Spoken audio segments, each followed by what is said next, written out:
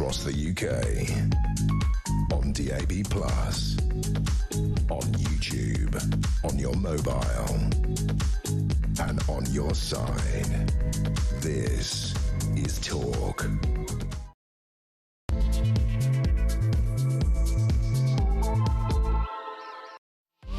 Good morning, this is Talk. I'm Peter Cardwell. Democracy denied. The fact that over 60 local elections may be postponed because of what Labour are doing. We'll talk to the shadow local government secretary in a moment about his views. Nigel Farage says ministers are like dictators. Turkeys don't vote for Christmas. Tory county councils look to collude with Labour to keep control until 2027.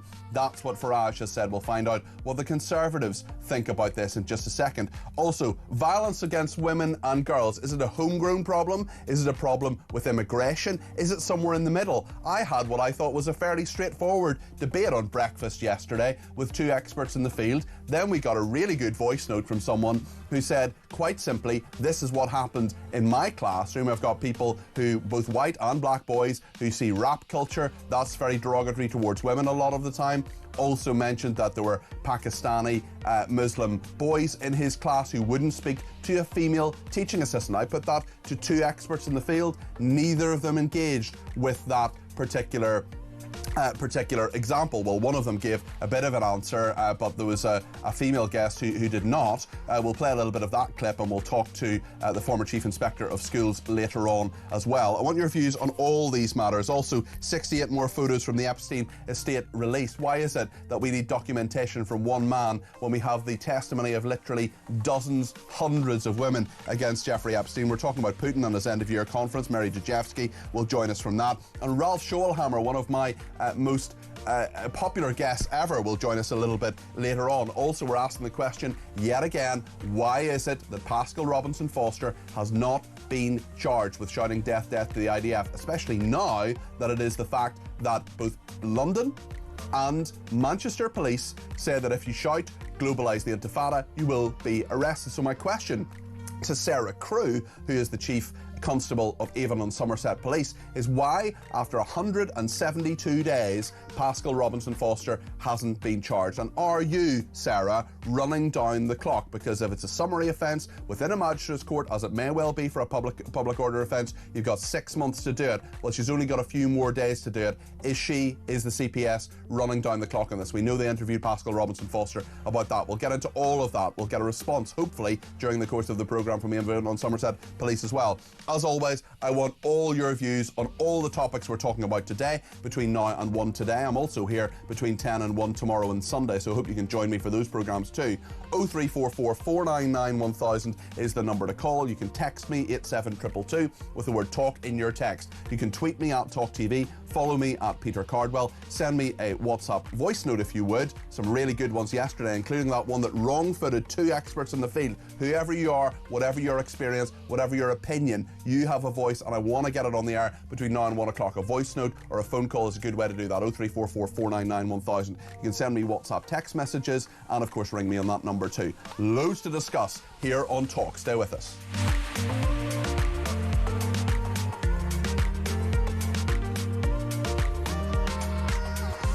Well, let's talk about some councillors serving mammoth 7-year terms. This is the fact that the Conservatives and Reform UK accusing Labour of running scared of voters after Sir Keir Starmer's ministers opened the door for 63 councils to scrap, or more accurately, postpone next May's elections. Let's speak to the Shadow Local Government Secretary, Sir James Cleverly.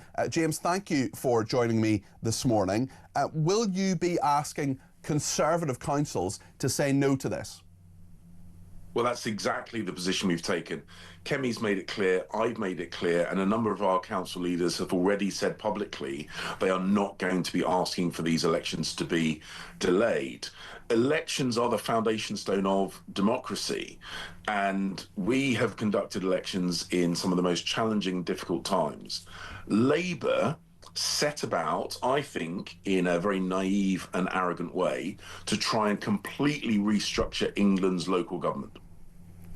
And they've realised they've bitten off more than they can chew. I think allied to that, they are tanking in the polls and are looking for any excuse to delay those elections so they can't be held to account. And final point is they're trying to shift the blame onto local councils by saying, oh, you can ask us, which sounds fair, but where you recognise that those councils under the new funding settlement have been squeezed on money. Those county councils have been squeezed. The money's being sent to Labour-run urban boroughs. That this reorganisation has been forced upon them. The pace has been forced upon them. So Labour are squeezing councils in a vice and then blaming those councils. And I don't think the British people are buying it. Can you guarantee that no Conservative council will ask for these elections to be postponed? So I'm not in a position to say that just yet, because, as I say, a lot of councils have been painted into a real corner by the Labour government.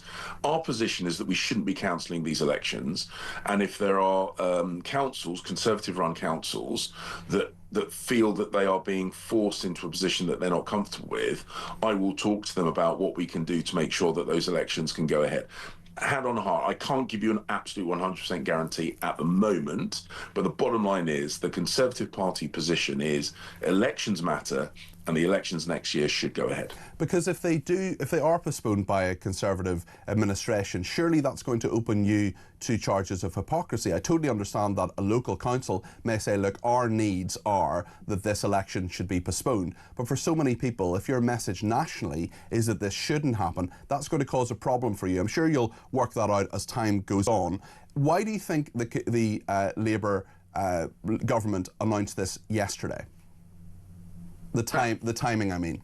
So, Peter, you've worked behind the scenes. You know how take out the trash day. This is take out the trash day. This is where a government dumps all the bad news on the last working day of Parliament. Now, MPs don't stop working. I'm working here talking to you, and I'll be in my constituency talking to my voters later on today. But what happens is the parliamentary machine pauses until the new year, which means that questions don't get answered until we come back into the new year. Ministers don't come to the dispatch box until the new year. The press can't grill ministers properly until the new year. It's called taking out the trash day, because you dump all the bad news over on the last working day of Parliament in the hope people don't notice.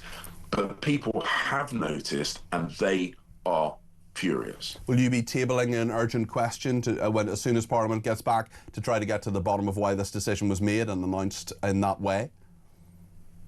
Absolutely, and there are a load of things. So, as I say, it went slightly below the radar, but the proposed changes to local government funding, and Neil O'Brien, a good friend and colleague, has created a really good heat map, which is available on my social media feeds and his, which shows that basically Labour is starving rural councils of money to cross-subsidise inefficient Labour-run urban councils.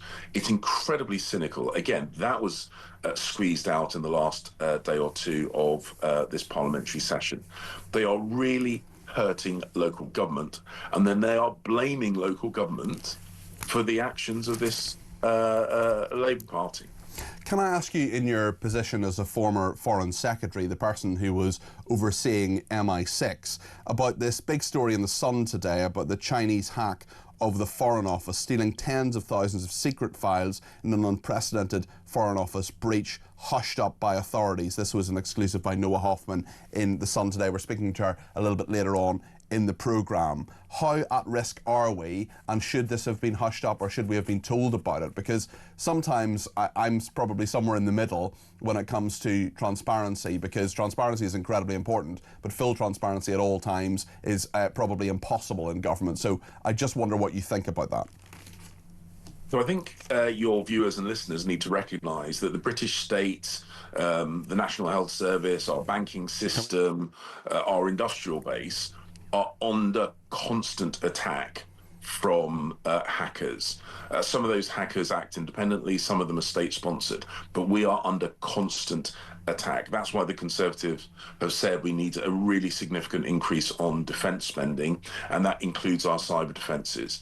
Now, we're attacked every day, and it is quite rare that those attacks get through and cause the kind of damage that we have seen.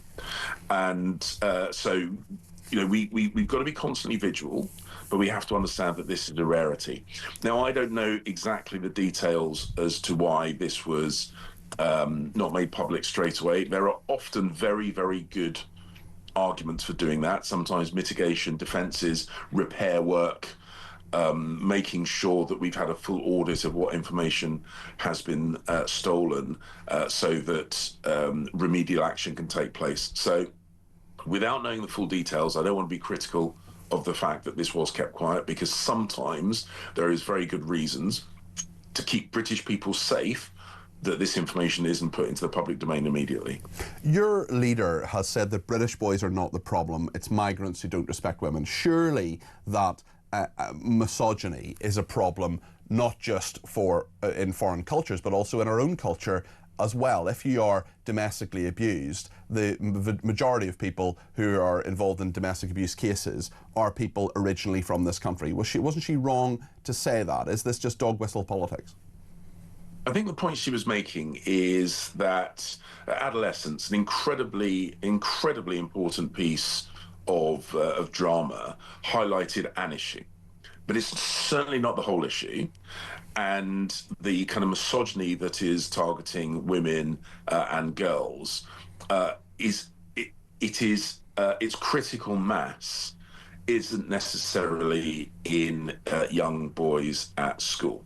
So having a high-profile announcement, clearly trying to, I think, make the most out of the message that important drama put in the public domain, I think, and this is the point that Ken was making, was missing a more significant challenge. And I'll give you an example.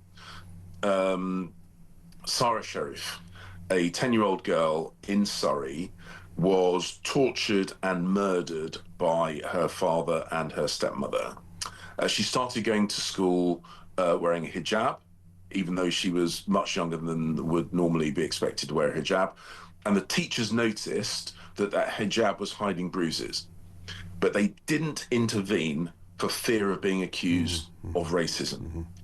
That is a problem that we have to address. So yes, young men being influenced, radicalized by macho culture online is a problem, but there is a bigger problem, and we should address that bigger problem first, because that is where the government's focus should be, rather than trying to ride a wave from the television drama adolescence. Just before you go, James, I know you're a former Home Secretary as well, and we've heard in the last few days that Globalise the Intifada, or chanting about Intifada, could now be an arrestable offence in London and in Manchester, those two police forces. What I'm trying to get to the bottom of is a story I've been banging on about for quite a while, which is whether shouting "death, death" to the IDF, which Pascal Robinson Foster did, the lead singer of Bob Vylan, should be an arrestable offence. Now, he has been interviewed by Avon and Somerset Police, but he hasn't been charged,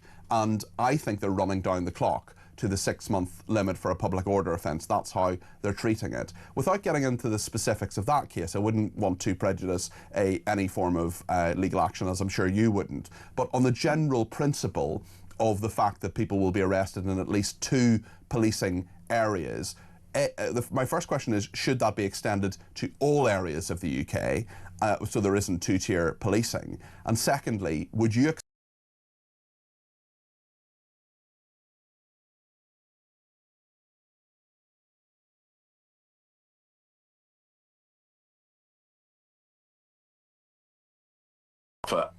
line on these obviously anti-Semitic chants? I made the point that if, and I won't use the word that I used in the meeting, but I did use an intentionally provocative word in front of these senior police officers, saying if people were shouting racist tropes aimed at black people, I have no doubt the police would take a very, very firm action. And I felt they weren't acting robustly enough when people were making obviously anti-Semitic chants. That was 18 months ago I was having these conversations. It is frustrating that it's taken this long for them to respond to the calls that I made, and I suspect the calls of the new Home Secretary. And it should be across the country, and we should be robust. And Peter, final point, you're absolutely right. We should be consistent. If you're shouting it in London and you're getting arrested, but if you're shouting it in Essex and you're not getting arrested, that makes no sense to anyone. We should have consistent, robust policing right across the country. And should people be arrested for saying death, death to the IDF, James? Well, again, death threats. Look, call me old-fashioned. I don't think people should be shouting death threats. It is clearly this is focused on Jewish populations, and the idea that somehow that we could run out of the clock, or that even Somerset Police could run out of the clock, I think is concerning. It is a police matter, and I'm not trying to intervene, but these things should be responded to. And also, and I've raised this with the BBC, why was that live feed not pulled? Yeah, I've kept them on for 40 minutes. 40 minutes. Kept them on. I've still not got a credible answer as to why the editorial team at the BBC covering Glastonbury watched that performance and no one thought, actually, you know what, this is inappropriate. There are plenty of other artists that we could be highlighting from this music festival. Mm-hmm. How the BBC maintained a blind spot, as you say, for best part of an hour, I still to this day find completely unbelievable.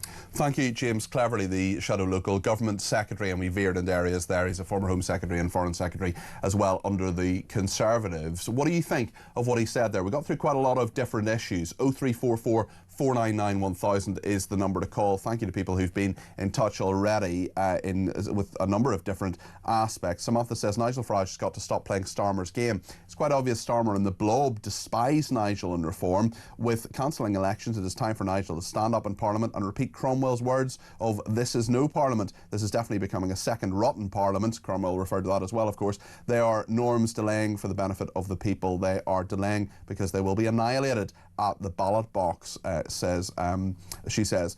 Sue in Chelmsford says the Labour Party manifesto did not explicitly pledge to abolish two-tier local government. They were supposed to invite local councils to put forward proposals for creating new councils. They have no mandate for forcing through reorganisation or to cancel elections. That's Sue in Chelmsford. And Mark in Selby says, Peter, can you recall if any skullduggery like Labour's postponing of local elections has happened before, except in extreme circumstances such as war and COVID? Foot and mouth is the one that springs to mind, which would have been under the Labour government of Tony Blair, I think, where local elections were postponed. Now, people didn't want to get foot and mouth, and certainly in rural areas that was a real worry. So I can see the logic for that. During COVID, a number of local elections were held. Some were postponed, of course, as well. But Mark, it's a really good question. And actually, if you're simply saying we're going to reorganise local government, well, that's not a good enough excuse, quite frankly. You can elect people to different bodies at different times. What you could, in theory, do, actually, is say, this is going to take 2 years to reorganise. We're going to have a 2-year term. We're going to say your councillors run out after 5 years, but actually it's going to take 2 years for this new system to come in. We're going to elect them for 2 years. I, as a taxpayer and as a voter, would much rather have an extra election for 2 years for a councillor rather than simply to have someone who, 7 years ago was voted in by a few hundred people and is still in a council. It'll be very interesting to see what the Conservatives do here and what Reform do as well. Remember, Reform are in charge of, I think, 11 councils around the country. They're going to be backed into a corner as much as the Conservatives are. And is there a way out of this for them? And can they stand up to both Conservatives and Reform UK and the Liberal Democrats to charges of hypocrisy over this, which is an interesting one? And they would essentially say, look, this has been imposed upon us. There's nothing we can do, essentially, as James Cleverly was saying there. Let's hear what Dan has to say on this issue. When I see the Labour Party trying to gerrymander the local elections, and we all know why they're doing it, it's clear and obvious they're going to get absolutely whacked in the local elections in May, and now they're trying to delay them or postpone them. And I think this goes against our democracy. I would like to see the King, the royal family, the King get involved here and just say to Keir Starmer, I'm sorry, I don't know what you think you're doing, but this is our democracy. This is how it works. You have to go ahead with the elections. It's disgusting. Very good points there, Dan. Thank you for them. Keep them coming in. 0344 499 1000. We're going to talk about the Democrats releasing more Epstein photos. Jennifer Ewing will take us through that. She's the spokeswoman for Republicans Overseas UK. I also want to ask the question, why do people say they need documentary evidence of Jeffrey Epstein's crimes? Look, I'm not saying those things shouldn't be in the public domain, but my question is, why didn't we just believe the women in the first place? That's a bigger question, I think. I also will get your views on all of that. As I say, give me a shout. 0344 499 1000.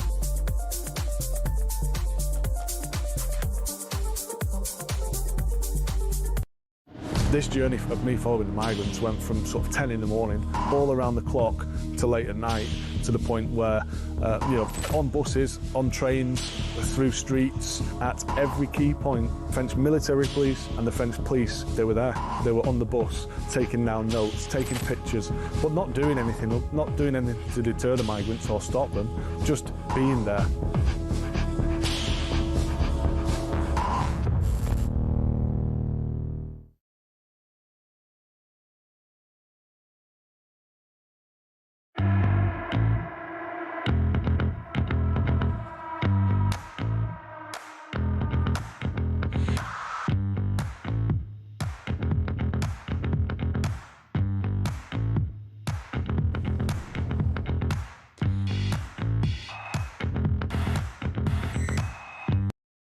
Across the UK, on DAB+, on YouTube, on your mobile, and on your side.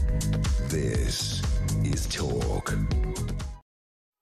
But I didn't read Mick has been in touch. Mick has been in touch and says, if Jess Phillips is serious about misogyny, why have the Labour MPs who verbally abused Esther McVeigh and Rosie Duffield not been held to account? Rayner needs to remind them it's one rule for them and one rule for us hypocrites. Says Mick, you're right. Actually, there was a Labour MP who talked about lynching Esther McVeigh. There were some horrendously misogynistic comments about Rosie Duffield, and Mick makes a very, very good point. Let's talk about violence against women. Let's talk about horrible things that happened to many women, because Jennifer Ewing is with us, the spokeswoman for Republicans Overseas UK. Lovely to see you in the studio. And Democrats have released more of the photos from Jeffrey Epstein's estate. 68 photos have been released among 95,000 images that the House Oversight Committee Democrats say they're reviewing. This is a drip, drip, drip, more and more from the Epstein estate. Just talk us through this, Jennifer. Sure. So the files that were just released, the photographs, 68, as you said, this is from the House Oversight Committee, and the Democrats are releasing these. This is completely different from what we're expecting to be released by midnight tonight, which is part of the Epstein Files Transparency Act. And that's actually something that was bipartisan. It's Thomas Massey from Kentucky, Ro Khanna from California, and this is what everybody voted on, Trump signed off on. The DOJ, Department of Justice, needs to release everything they have. So that's what we're all expecting. Do you think by anything midnight will be redacted? Well, yes, I do think some things will be redacted. You've already seen, even in what the Democrats redacted, we don't need to see the faces of these young women and girls. That's not important.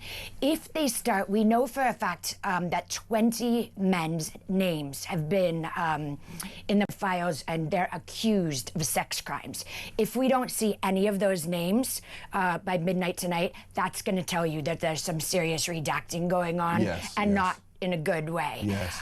So, yeah, I mean, everybody is on board with this. This needs to come out. Of course, both sides are going to try to politicize it, whether it's Bill Clinton, or it's, it's Bill Gates, or it's, Steve Bannon was doing PR, to try to help clean up They'll Epstein's... immediately assume it's these very, very high-profile people who were engaged with Jeffrey Epstein and, of course, deny any wrongdoing. Exactly. So, of course, deny any wrongdoing. So I think there are going to be a lot of people in a lot of different walks of life, whether it's sports or entertainment, politics, philosophy. We saw Noam Chomsky. So the photos that were released yesterday, the important thing to note is they were released without context, which means that there was no notes saying this could mean something. We did see, in addition to photographs of people, we saw a text message, which was clearly, we don't know who it was to, who it's from, but it was referring to a scout for women, talking about the scout was getting paid, I don't know, something like $1,000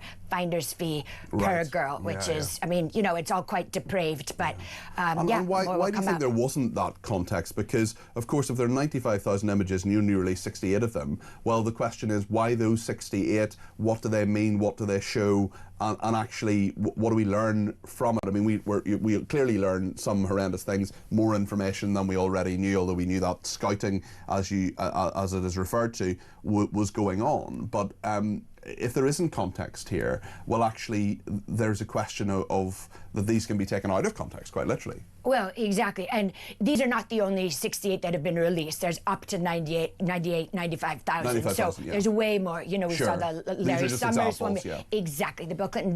They've all kind of trickled out. Why they released these 68 the day before the big thing will be revealed, I do not know, especially without context. But again, both sides are going to try to politicize this. What effect is this having on American politics? Because you're talking about both sides politicizing this. How are they doing that? And I suppose the wider question that I saw, it was just a meme I saw online yesterday, and it really, really spoke to me, with someone saying, why didn't we believe the women the first time round, and why do people feel they need all this information? And listen, more context, more information, more transparency, that's not something I'm going to be against when it comes to a monster like Jeffrey Epstein. But certainly, it's almost as if there'll be people saying, well, now this proves these things I've been telling you for years, presumably. Of course. I mean, I remember my father gave me a book about 12 years ago about this exact story. It was Jeffrey Epstein. It was written by James Patterson, who's a crime author, and one of the Florida police officers, talking about what was going on even back then.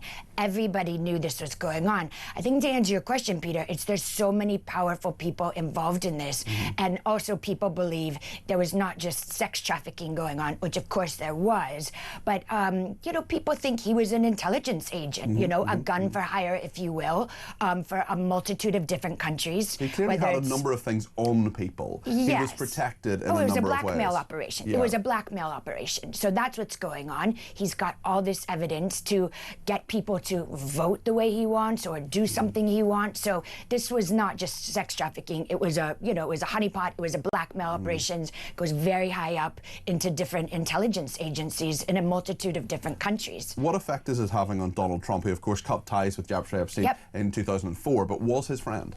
Yeah, of course, and they were friendly. They were part of the same Manhattan social circles.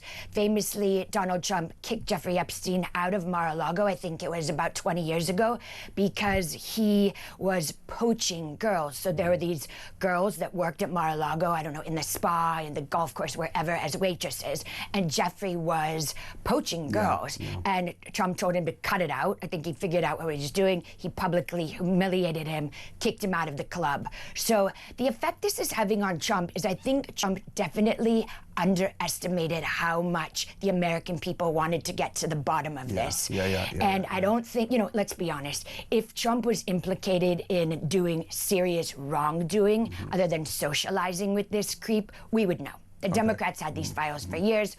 There's nothing serious in that regard, but... Because they would have used it by now. 100%. I mean, look, they indicted him 90 times. They tried to take him off the ballot. We've signed everything that's gone on. They would have used that. However, how Trump did get hurt by this is say, oh, this isn't a big deal. Are we still talking about this? And people, especially America First Base, who said, we sent you to Washington again to stop this corruption, to stop the two-tier system. So, yeah, we do care about it. So he had to address it. He had to sign off on this. And let's hope we can, and a lot of people, the one guy, Chip Higgins, who's a Republican, who voted against releasing this, he said it's because of privacy concerns. Because there's going to be a lot of people who will get their reputations tarnished during this. And that probably will happen. Simply by association. Of course. Yeah, well, it's interesting. Toby Young, Lord Young, has talked about this, where he says he was in the black book of Jeffrey Epstein. His number was in there, even though he barely knew him or had met him once or twice, and the number was there, and people said, oh, you must be involved in all this horrendous and nefarious activity. Just before you go, Jennifer, the kind of fractiousness, the kind of hatred that some Democrats have for Republicans, some Republicans have for Democrats, I think quite a number of people have been sort of fascinated by these plaques that have been put up in the White House by Donald Trump. An interesting interpretation of history, and certainly from his perspective. I wonder, I mean, I haven't read every single word of all of them, and I expect you haven't either, but I mean, Joe Biden, for example, the photo is simply of the auto pen. Barack Obama talking about it being the most divisive president in American history. What do you make of that? I mean, gosh, it's not been a great week for the president with regards to doing things that people who like his policies, who are, happy they voted for him, they're just shaking their heads, whether it's the horrific comment he made about Rob Reiner and his wife who were killed, or these plaques. It's a little immature. It certainly, it doesn't do him any favors. But that's Trump, and I think people try to think, oh, well, maybe he'll clean his act up and he'll go into this nice box so we can tolerate, and then he does something quite shocking like this. The auto pen, yes, it's funny, and we know that Joe Biden was on autopilot. You and I talked about this years ago before anybody else talked about this. Do you put this up in the White House? I don't know. I'm not sure that's the place for it, but he did it, and I'm sure the next person to hold that office will probably either put amendments or remove them, or not, depending on who's in there. Well, exactly. It'll be interesting if it's J.D. Vance. And just a quick word, actually, we've got 1 minute. If you could tell us just a little bit about Andy Beshear. How do you pronounce his surname? Andy Beshear. Beshear, yep. The Kentucky governor. I was in Washington a couple of weeks ago. We talked about this privately. Tipped by someone I respect as a potential Democratic nominee. What's he like? What do you think he could take on Trump? I do. I mean, well, it's not taking on Trump. Oh, sorry, J.D. Vance or whoever the let's say it is person is. I think some of these Democrat governors are fantastic candidates. They've got a great bench. I said that when they coronated Kamala last year after pushing Biden off a cliff, and they refused to do a primary, which is undemocratic. They had a great bench, and Andy Beshear is a great candidate. He doesn't have, even Democrats will say he needs to kind of work on the charisma and the charm. He's not great in front of the cameras, but he's done a good job as a governor. And I think that's kind of a, whether it's Reagan or, some of these other people that have been governors. I will not say Gavin Newsom from California, but, Gretchen Whitmer, you know, from Michigan, or you know, Josh Shapiro from Pennsylvania. A lot of these people are in the credible candidates. Credible candidates, and yeah, I think Andy Beshear is definitely one. And I need to correct something I said a couple of weeks ago. I said it was Mike Pence who might run as sort of a traditional Republican. It's Mike Pompeo. Mike Pompeo. Now that he's done his Ozempic. Oh, right, okay, yes. A lesson to us all in all of that. Jennifer, thank you. Merry Christmas. Nice to see you. Merry Christmas, Peter. I hope you have a lovely Christmas, and thank you for all your contributions in 2025 and previously as well. Jennifer Ewing there, spokeswoman for Republicans Overseas UK. We will talk in just a second about British boys. Are they the problem? Is it British boys? Is it those from abroad? Or is it all of them? Baroness Spielman is a Conservative peer, former Chief Inspector for Ofsted as well. And lots of people getting in touch about the democracy denial. Jay in Cambridgeshire, I wonder what the Labour reaction would be if the Conservative government wanted to delay elections. I worry sick if this were to go ahead where the country will be in the next 5 years. And Margaret says, can all the people in the constituencies affected stop paying their council tax in protest? Lots to discuss. Tell us what you think. 0344 499 1000. Stay with us here on Talk.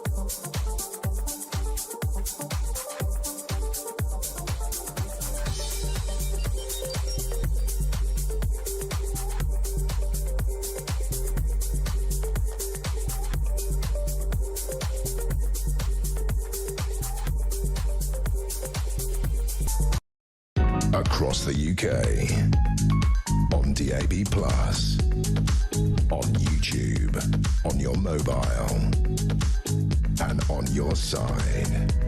This is Talk. Well, thank you to everybody who's been in touch, including Stuart, who says, regarding the kneecap incident at Glastonbury, and we're talking about Bob Vylan a little bit earlier on, and Bob Vylan, of course, the lead singer, I use the term loosely, Pascal Robinson Foster, who chanted death, death to the IDF. He has still not been charged. He has still not been arrested, although he has been interviewed by Avon and Somerset Police. He could actually be charged without being arrested, but it's a sort of legal technical point. And the point that both James Cleverly and I were talking about was, and James Cleverly made a very good point where he said, why did the BBC not take him off the air? In fact, they continued having him on the air for another 40 minutes of his performance. And Stuart used to work for the BBC and makes a really good point and says, in that incident at Glastonbury, having worked at the BBC for almost 50 years, I can tell you exactly what happened. The producers who had the authority to pull the plug were all busy brown-nosing the Director General. Well, we know that Tim Davie was there. Obviously, Stuart wasn't there and doesn't know, but listen, this is all chiming with some of the experiences I've had in broadcasting, it must be said. The poor junior producer probably felt that they didn't have the authority to switch away from it, and the producers who did have the authority were probably nowhere to be found. It's probably not a bad guess at what was happening. Of course, we don't know the full reasons behind that, but it is something that is very, very concerning and shouldn't have happened. And we've asked Avon and Somerset Police, first of all, given that now the Metropolitan Police and Manchester Police are saying globalise the intifada can get you arrested, well, why haven't you made an arrest or recommended a charge or got the CPS to charge Pascal Robinson Foster for shouting death, death the IDF? And if it is an offence that goes to a magistrate's court, a public order offence, which they say they're treating it as, well, there is a 6-month limit. And when does that run out? Well, in a couple of weeks' time. So we're asking even on Somerset Police, I'm asking Sarah Crew, the Chief Constable, she's welcome to come on the programme anytime she likes, after 172 days, why no arrest? Why no charge against Pascal Robinson Foster for his disgusting anti-Semitism? He is an anti-Semite, he is a dreadful human being. If he wants to sue me for saying either of those things, bring it on, I'll win. Right then, I want to talk about boys, and I want to talk about what the Leader of the Opposition, Kemi Badenoch, has been saying. British boys are not the problem, she says, it's migrants who don't respect women. Well, I had two experts in the field on yesterday when I was on breakfast talking about this, and just before I speak to Baroness Spielman, Amanda Spielman, I want to just remind ourselves of a really, really good voice note. We were having a very good general discussion about misogyny, about the violence against women and girls strategy. And then a voice note came in, a really good voice note. We played the voice note, a very specific example. You're going to hear it again. And then I asked the two experts what they thought, and they crumbled. Good morning, Peter. This is Stephen Hartz.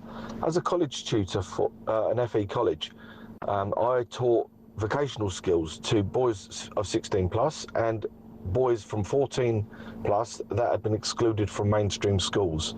The only misogyny I ever really encountered, and this is fairly recently, was from Muslim boys from Pakistani, Bangladeshi and Somali heritage who would often absolutely refuse to engage in any way with my female teaching assistant.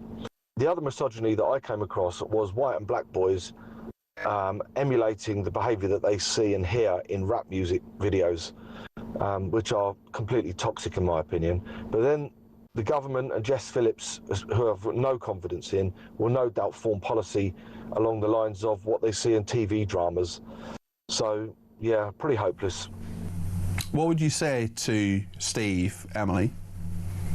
I think you have to be very careful generalising a whole culture. He's not generalising a whole culture. He's talking about his personal experience of teaching children. Yeah, I mean, I can't really comment on his personal experience. Also, I don't know him personally. I can't comment on him personally. Well, you can. You can, because he's just told you what it is. I don't think I can. I'm sorry. I think just going head on and saying all Muslims are wrong or this is bad because it's and pinning it on Muslims, it's just a very unhelpful way of framing it. I don't think he's doing that though necessarily.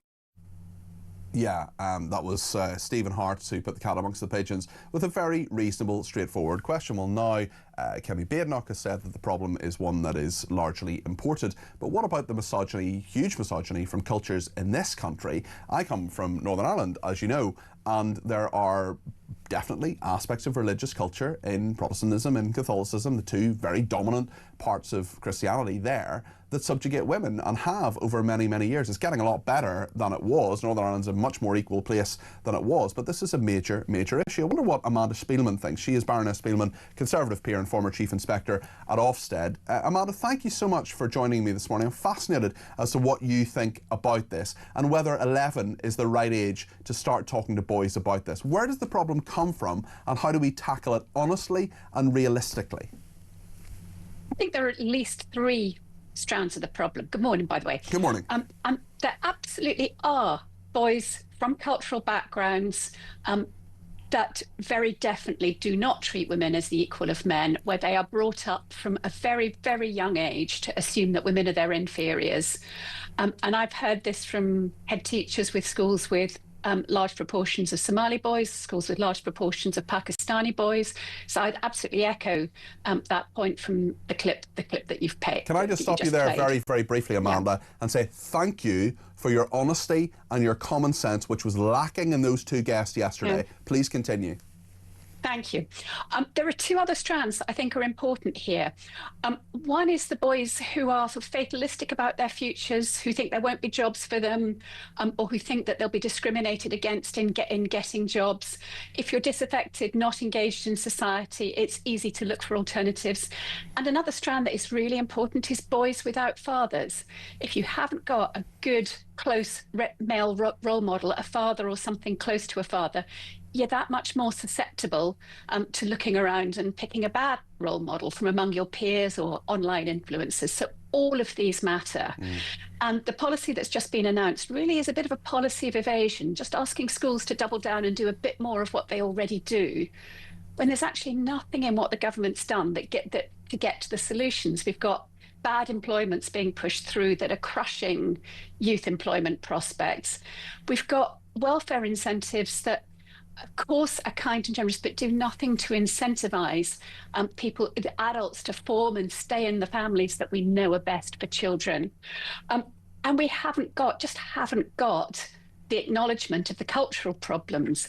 I mean, I'm afraid the current government's and the safeguarding minister in particular's efforts to bury discussion of grooming gangs and the grooming gang inquiry to turn it just into a generalised child sexual abuse inquiry before sort of outrage about that forced and about turn. It all shows that the underlying problems just aren't getting the honest discussion they need. Is this fear of being called racist? Is this fear of saying there are aspects to culture, some of it here already, some of it imported, some of it that people are being taught for a long time, and actually not saying, actually, parents, you're wrong. The cultural aspects that you're putting in here are wrong, because women have every right to be as equal as everybody else in our society, and this is what we expect in this country. Well, circling back round, I think a whole different approach to integration is long overdue. We've had a laissez-faire approach to multiculturalism and integration for many years, and with a small flow of immigrants that may work very well. We are clearly at a different point where we need to rethink much more fundamentally how we help people who move to this country become properly British and really embrace British values, including sort of equality of the sexes.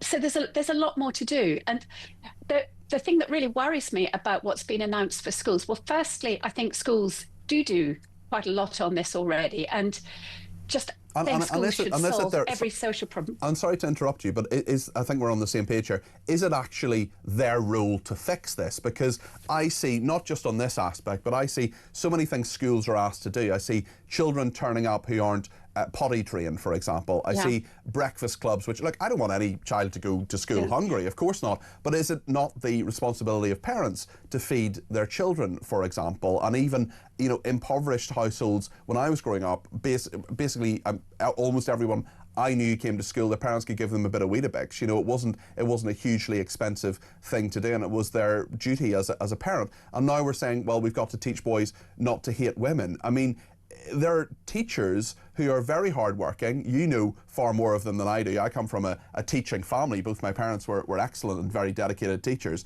and they've kind of enough to do. Yeah, I think that's right. And schools can provide some helpful reinforcement to make sure there's a sort of consistent message from every interaction that boys have in every direction. But the idea that they can fix every problem in society is really is for the birds. And worse, it could morph into something really bad.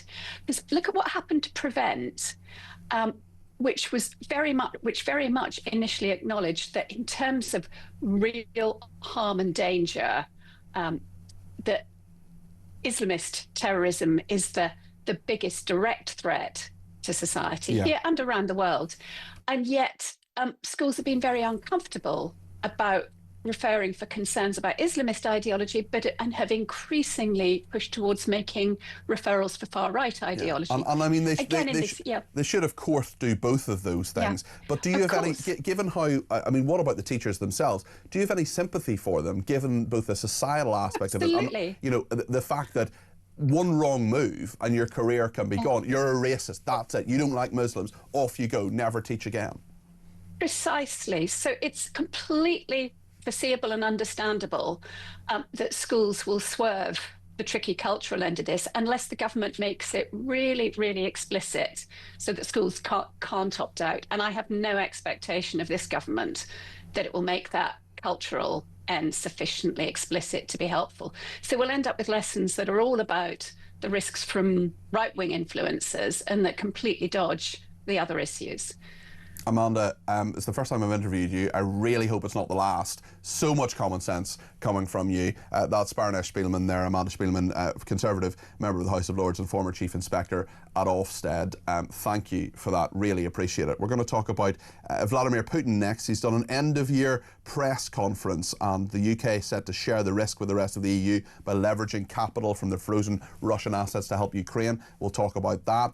And I want to just read this out before the break from Brian, who says it's abundantly clear that no action is or ever was going to be taken against the disgusting Bob Vylan performance at Glastonbury. It speaks volumes about the BBC, who could have cut the feed. They chose not to. I wonder why. Next, the police, who should have arrested him immediately but didn't. Why not? And finally, the government, who should have stepped in and reprimanded the BBC for being complicit in broadcasting anti-Semitic death threats and also forcing the police to arrest and charge him straight away. No investigation was necessary. The evidence was as clear as day. They did neither. Now the 6-month deadline for prosecution nears. He's going to escape any punishment and gain a massive publicity boost for his vile performance and his despicable followers. All thanks to the BBC, says Brian. Brian, I wish a single word of that was wrong. I think all of that is correct. I think your predictions are going to be accurate. We will see what happens. 172 days, still no charges against Pascal Robinson Foster from Bob Vylan for his anti-Semitic rant. And there are just days left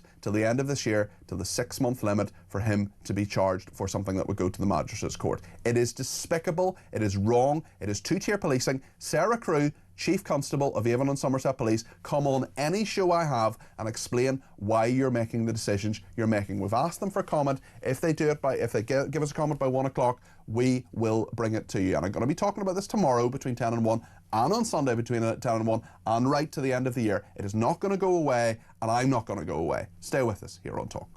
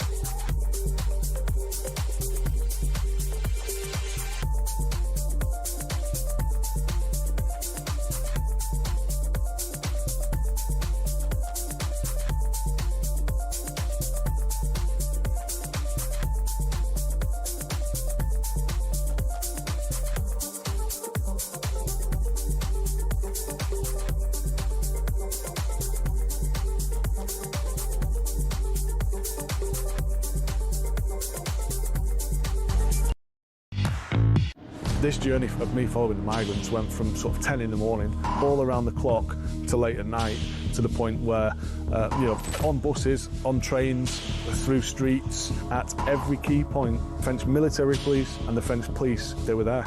They were on the bus, taking down notes, taking pictures, but not doing anything to deter the migrants or stop them, just being there.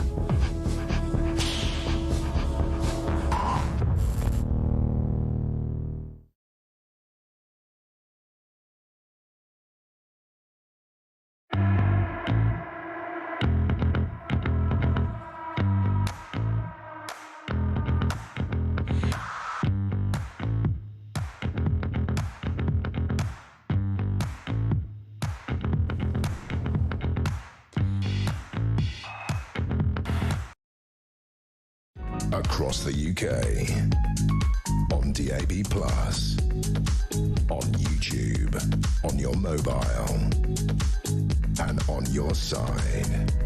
This is Talk.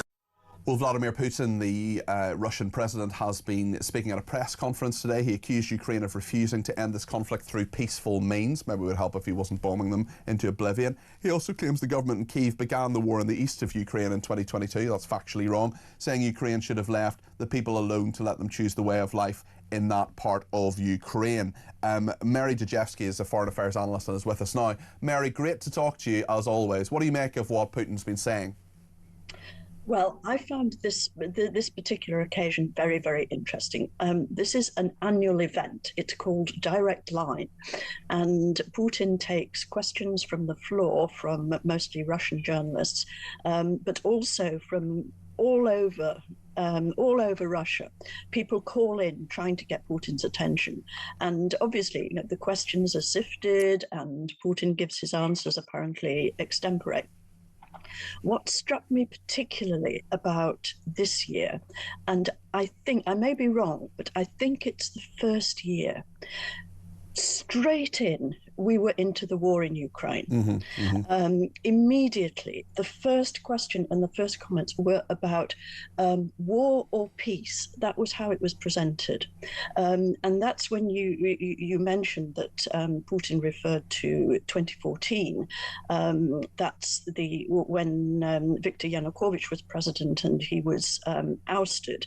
The West says by a popular revolution, and Putin and Russia insists that this was a West organized coup. And so that's sort of where Putin began as far as the origins of the war. But the questions were really interesting, both because they were given priority, which suggests that the war has become a big, big issue in Russia. Yes. The second is the sort of questions that you were getting and the answers that Putin was giving. Quite some detail about the state of the war on the Donbass front in Ukraine, and Putin saying that in general and overall, he was quite clear with those qualifications. The initiative lies with Russia. He was asked about whether the war was ruining the Russian economy, and he brought out a chart rather in sort of Donald Trump fashion to illustrate the indicators for the past year's economic results, which he said were actually quite good. He was brought the breaking news from Brussels that the European Union had decided, instead of seizing Russia's frozen assets to give to Ukraine, that they were going to raise a loan instead. And Putin was quite strong in his words about that. He said that at least they'd rejected what he called the path of robbery and theft. And that, those words are as strong in Russian as they are in English. Of course, and strong words from Putin throughout that press conference. Certainly, Mary, unfortunately, we'll have to leave it there. But listen, thank you very much. I do wonder, the people who ring up who want to speak to Vladimir Putin, do they now say, we're Putin you through to the president now? Lots more to talk about. Some more bad puns coming your way too. 0344 499 1000.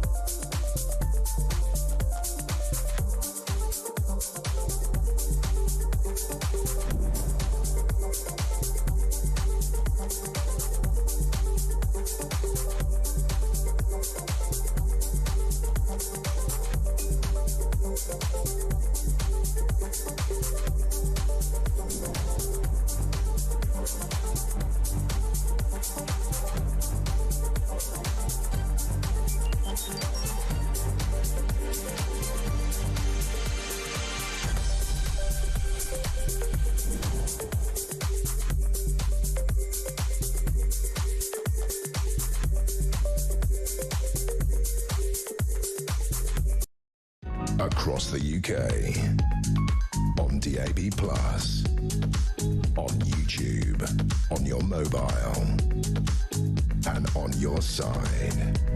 This is Talk.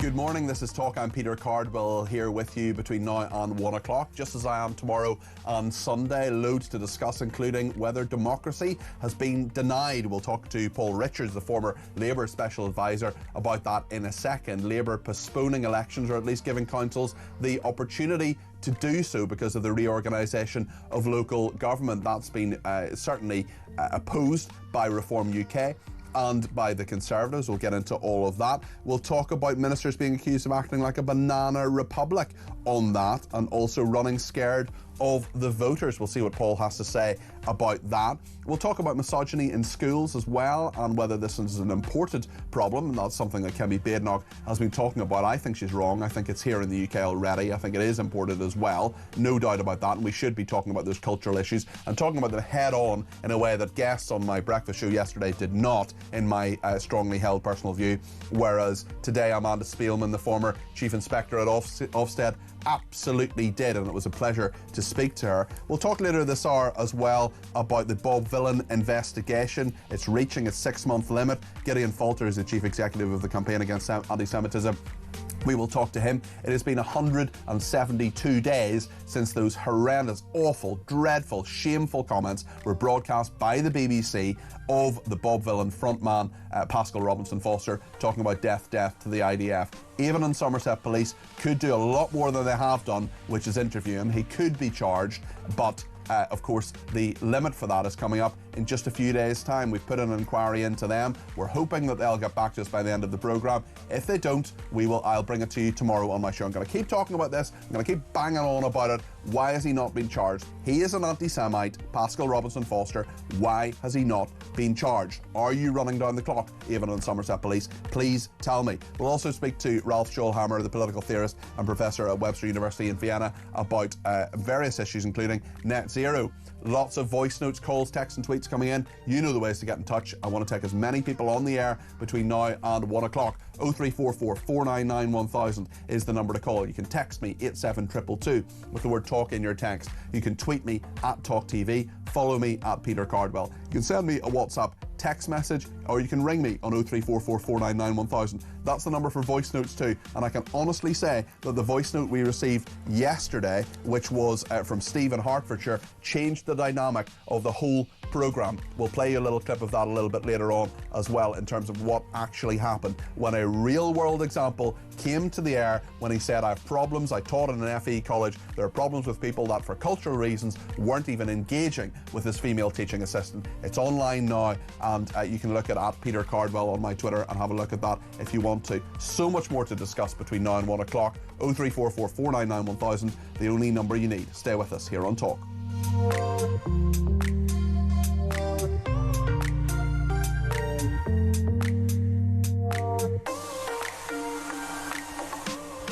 Well, thanks to everybody who's been in touch, including William in North Yorkshire, who says misogyny with reference to the teacher in a previous aspect. During a taxi ride to Birmingham Airport, the taxi driver, who appeared to be from a certain ethnic minority, deliberately excluded my wife from a typical taxi chat. Coming from an Indigenous part of the country, she was disgusted. I'm sure you were disgusted too, Chris. George says, great show, Peter. One thing about the BBC when they broadcast Bob Villan, they weren't broadcasting just to thousands, they were broadcasting to millions who were tuned in. You're absolutely right, and then of course many more people saw that horrendous chant, death to the IDF. Glenn in Colchester says, when the left talk about 11-year-olds causing violence against women and girls, we need to consider the definition of violence. Unfortunately, the progressive left consider hurty words as violence, yet another change of definition to suit a narrative, says Glenn. Wishing you and your family a wonderful Christmas, and to you too, Glenn. Although I'm not off for Christmas just quite yet. I have 2 more shows tomorrow and Sunday between 10 and 1. I hope you can join me for those. Jacqueline in Liverpool says, seeing pictures of Bill Gates connected with Jeffrey Epstein. Yes, I know everything is alleged and not proven. However, it just makes me laugh at how much more powerful he has become, especially since COVID. These elite face no accountability whatsoever, says Jacqueline. Another person says arrest by the police for certain vocal sound waves in selected parts of the country is an example of two-tier policing by our communist dictatorship. The next excuse to prevent elections will be the forthcoming war in Europe. And Stephen Birmingham says if schools are teaching the wrongs of misogyny, will they also be teaching the ills of misandry and man-hating attitudes? Maybe if schools really feel they need to teach moral behaviour to children whose parents can't be bothered, they should teach children that the right thing to do in a civilised society is approach everyone with a modicum of respect and kindness. The more we cast young white boys as being a problem group, the more likely it is that they will become resentful and want to fight back against a society that punishes them for no good reason, says Steve in Birmingham. Well, Steve, thank you for that. One more bit of audience contribution before I speak to Paul Richards, and that is from Ian on the elections that have been postponed. Lots of people very annoyed about this. This is what Ian thinks. Hi, Peter. Just out of interest, if Starmer can cancel the elections and actually go against the democratic rulings, or whatever you want to call it, in this country, what else can he do? You know, is democracy now dead? Can he now just force through and do whatever he wants and there's no recourse to any of his actions? In fairness to Keir Starmer, he's postponing these elections. He's not cancelling them. They will happen. But my point is in all of this, that if you're going to say, right, originally it was 5 years, now it's 7 years because of the reorganisation, well, are we in a situation where you could say, well, we're going to have an election for a 2-year period for that body, that local council? I'd be very interested to hear the thoughts of Paul Richards, the former Labour Special Advisor. Paul, there are lots of people. First of all, good morning to you. Lovely to see you. There are so many people who are very, very annoyed about this. A lot of our viewers and listeners, and James Cleverly, who we spoke to earlier on. Nigel Farage says this is a denial of democracy, acting like it's a banana republic. All rushed out on the take out the trash day before Parliament is in recess for Christmas, prorogues for the Christmas recess, and we know that the government put out lots and lots of different announcements, including this one, which many people are very annoyed about. What's your take on it? Well, first of all, Merry Christmas, Peter. Merry Christmas. To you and yours. I think the active word in this whole conversation is postponed. I mean, this is not about cancelling elections. It's about putting them back to a point where people are ready to vote for these new assemblies and new bodies. It's a massive shift of power and money to local communities through this local government reorganisation, abolishing police and crime commissioners, for example, and setting up these new elected mayors. And it's just terribly important to get it right. Now, I know political nerds, love elections. I'm no less of a nerd. So do the public. They like having a say. Well, 2/3 of them don't vote in county council elections. Doesn't mean they shouldn't have a vote when we told them they would, Paul. I hope when they do get to vote a year later that, more than a third will turn out. But the point is that, this massive shift, this devolution settlement has to be got right. And it would be silly, I think, to have a set of elections that cost millions and all of the effort it takes, and then have to rerun them a year later. Under the new system. So let's just wait to get it right, keep the councillors that have been elected, they have a mandate, they're there in place to do the job they were elected to do, and when people get the chance, I hope they turn out in massive numbers to vote for these new bodies. And I think it's a shame we got rid of the police and crime commissioners, by the way, but it was really? What difference do you think they made? Well, I think it was a good idea. Unfortunately, the public didn't tend to agree because the turnout. Can you think of one thing any police and crime commissioner did that made any real difference? Well, I mean, I'm not justifying the role of individual police and crime commissioners. No, but you said it was a good idea, so presumably you can think of one thing that a police and crime commissioner did that made a real difference. Well, I think some of them focused on things, for example, like domestic violence. They focused on shoplifting in ways that. But did they make a difference? But I think some of them got extra funding for some of those issues and did make some differences, but they're gone now. I mean, I think the idea of, democracy being static is wrong. You have to experiment. But you can understand, Paul, can't you? You can understand why people... Okay. You can understand, Paul, can't you, when people are saying, right, Keir Starmer's in a huge amount of difficulty here. He's tanking in the polls. There was one poll recently that had him at 14 percentage points. They've gone up since then, and it's healthier for Labour, but they're way behind Reform UK. There were going to be many thousands of councillors who are being elected. Now the charge is anyway that about 60 councils are being backed into a corner and are going to have to say, well, actually, because of the changes you've imposed, Keir Starmer, that weren't in your manifesto, that you could have done before now, they're going to take so long that these elections are going to be postponed. That, in theory, could give him and his party a little bit more time to govern and for people to have a view of them that would be more favourable. Now, that's a cynical view, but it's not necessarily wrong, is it? Well, this is the Reform UK argument, isn't it? They're saying that these elections be postponed for purely political purposes. Why are they wrong, though? Well, they're wrong because it's about reorganising local government and getting it right. Why couldn't that have been done within? Why couldn't that have been done from day one? If you are, this is the. Hold on a second. Let me make one more point, and then I promise I'll shut up. There are loads of things that Labour said. I know it would. There are loads of things for a very long time that Labour said we are absolutely going to sort out. Right? Jess Phillips said for years and years and years and years we have to sort out violence of women and girls. Here we are, 17 months after an election, we haven't got the inquiry, right? That still hasn't started. If Labour really wants to sort out local government, surely on day one you say, right, what are we going to do? We're going to have a plan, this is our plan, and then we're going to do it within the time limit, and then by the time these elections come, it's going to be done. Well, I think the fatal flaw in the Reform UK argument that this is all about cancellation and about politics is that if the election is put back a year, postponed by a year, why do they think they're not going to do well in a year's time? I mean, what is it they think that is so magical about this moment that somehow it'll all have unravelled and evaporated in a year's time? I mean, personally, I think it would have done because of their conduct in local government is so appalling. People are starting to see what they voted for isn't what they were promised, with tax rises and people having to be resigned and suspended and all the rest of it. I don't think there are too many Labour councils that are doing a much better job. Well, I think if you look at Kent, for example, which is just an absolute basket case, and others too, then I think people will judge them on that. But those aren't the councillors that are going to be up for elections. They're new bodies, largely. And I think, the argument that somehow it's about the politics, it's about getting it right and getting the organisation right. There are millions and millions of pounds that will follow this change and put investment into local But why can't it be done on time? That still hasn't been. You still haven't really addressed that point. Why would it take so long? Well, I think certainly in Sussex, for example, where I am, I mean, the reality was that the system just wasn't ready for a change that quick. And I think to do it precipitately and quickly for the sake of it would probably risk greater damage down the line. This is a lasting settlement, many millions going to communities, real powers being taken out of Westminster and given to local people.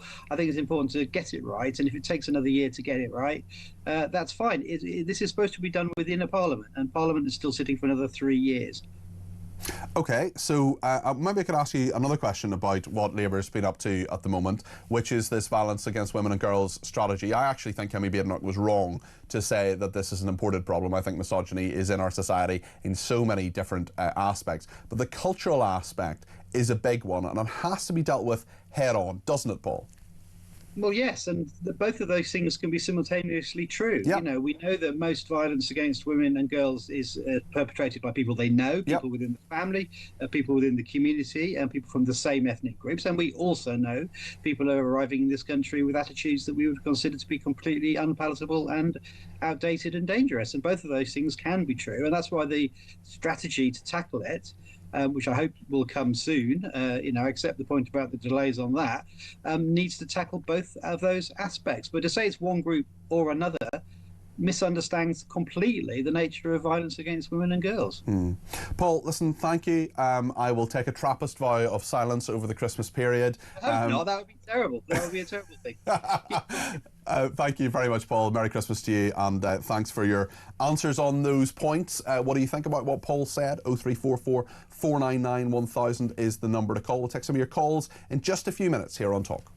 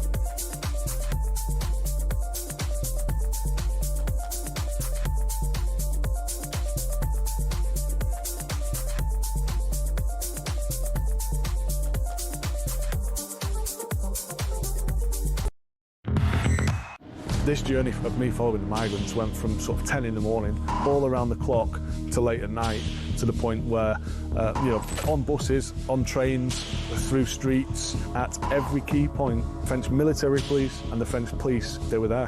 They were on the bus, taking down notes, taking pictures, but not doing anything to deter the migrants or stop them, just being there.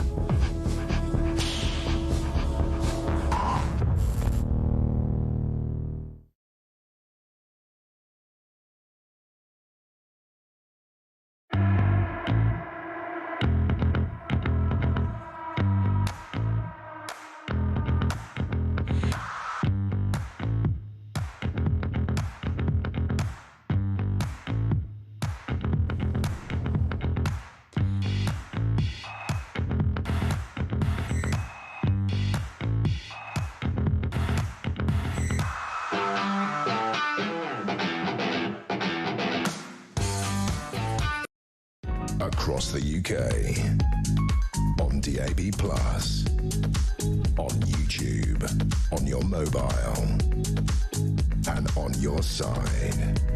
This is Talk. Thank you to Elisa in Chelmsford, who says, "Good morning, Peter." Good morning, Elisa. How refreshing to hear Amanda's views after the inadequacies of your two guests yesterday. As a mother of a son, I do worry about the demonisation of boys, though. While there may be a minority that require extra education on how to treat women, it's absolutely down to parents to provide good role models for both boys or girls. I've brought up two respectful children, and I'm sure they will be great models for their children. Regarding Pascal Robinson Foster, he absolutely must be charged for his disgusting anti-Semitic chants and incitement. Nothing less will do. Thank you for not letting this go. We're not going to let it go. We're absolutely not going to let it go. I'm going to keep on banging on about it, and I'm going to keep holding Avon and Somerset Police's feet to the fire and the Crown Prosecution Service. So thank you for that, Elisa. Who also says, as for the postponed elections, I'm disgusted with the failure of this government to respect our rights of democracy. Shame on them. And finally, who was it who had the honour of putting up your Christmas tree? Well, it was a very special elf who put up my Christmas tree, let me tell you. Let's speak to Tony in Kent, who has been in touch about the elections being postponed. 0344 499 1000. Tony, you're very welcome to the programme. Yeah, morning, Peter. It's just a slap in the face for us, again, a slap in the face for the public. You know, they're treating us with contempt. They think we're stupid. You know, Labour are running scared. 100% they're running scared. They've got no backbone. They never have done. They never will. You know, people, we've had enough of them. We don't want them.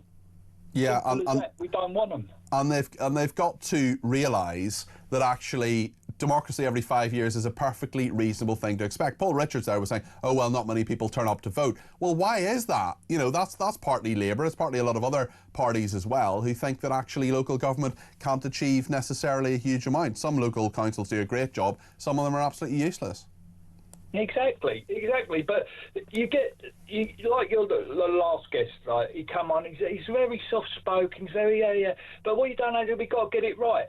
You've had plenty of opportunities to get it right. And why didn't they plan for it? Why didn't they plan for it? There are all these things that Labour say, oh, it all takes a bit of time and got to do a review and we've got to sort this out. You had 14 years to prepare for government. The whole point was that you're supposed to be ready to go on day one, and actually, love them or loathe them, what Reform UK are doing right now as we speak is getting a plan together on day one if they become the government of this country. And I'm not advocating that they should or shouldn't. I'm simply saying that they have a whole team behind the scenes looking at the legislation. They've got highly trained lawyers. They've got all sorts of people looking at this kind of stuff saying, on day one, we're going to make it happen. We're going to change it. Whereas Labour are going, oh, bit of this, bit of that. The violence against women and girls strategy. Where is your inquiry into the Pakistani grooming gangs? Where is this inquiry? It has been months and months and months. You finally just appointed a chair. Hurry up. Yeah, that's what they do. They just set up inquiries. Oh, we're going to look at this. We're going to learn from this. No, nothing ever happens with them. Nothing ever happens. They are useless, absolutely useless. I come across so many different people in my industry. Like, I drive people around. I'm a black cab driver. Yeah.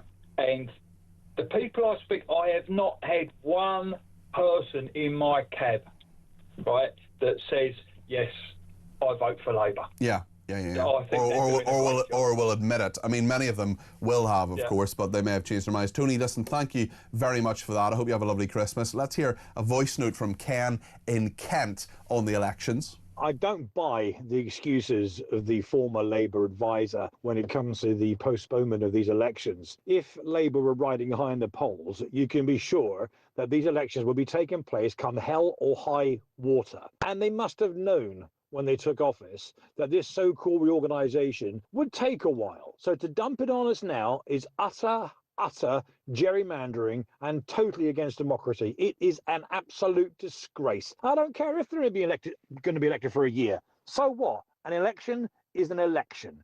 This is beyond the pale. Ken, I totally understand where you're coming from. Let's go to another Ken, this time in Toulouse. He has some views on this. Ken, you're very welcome to the programme. What would you like to say? Morning, Peter. How are you doing? Okay, thanks. Yeah, tell me your thoughts.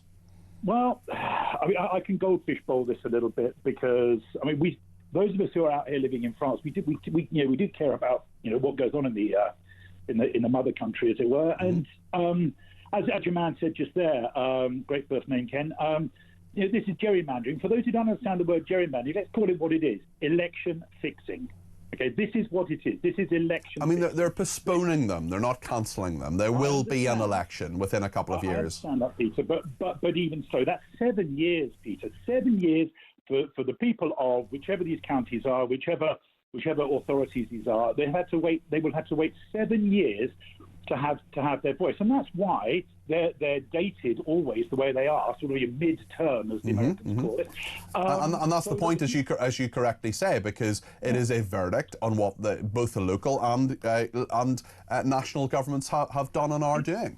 It's always been used as a method of warning. Yeah, correct. For the incumbent, for the sitting government, say, hey, we've got our eyes on you. We know, this is not good. Get your whatever sorted out. And something else happened yesterday. First of all, I think that point is absolutely bang on, Ken. And secondly, there's another thing that has happened in all of this maelstrom of different announcements that have been happening over the past few days, particularly yesterday. And that is that the King's speech is going to, the legislative, what they're going to do, basically, is going to be about a week after the local elections that do happen in May. So Starmer is trying again to try his best to get rid of any attempts to say to him, actually, those local elections, they went really badly. He, of course, will say, well, we know that there are some that are postponed but will happen in a couple of years, so it's not a full verdict on what we've done. By the way, here's the King's speech next week.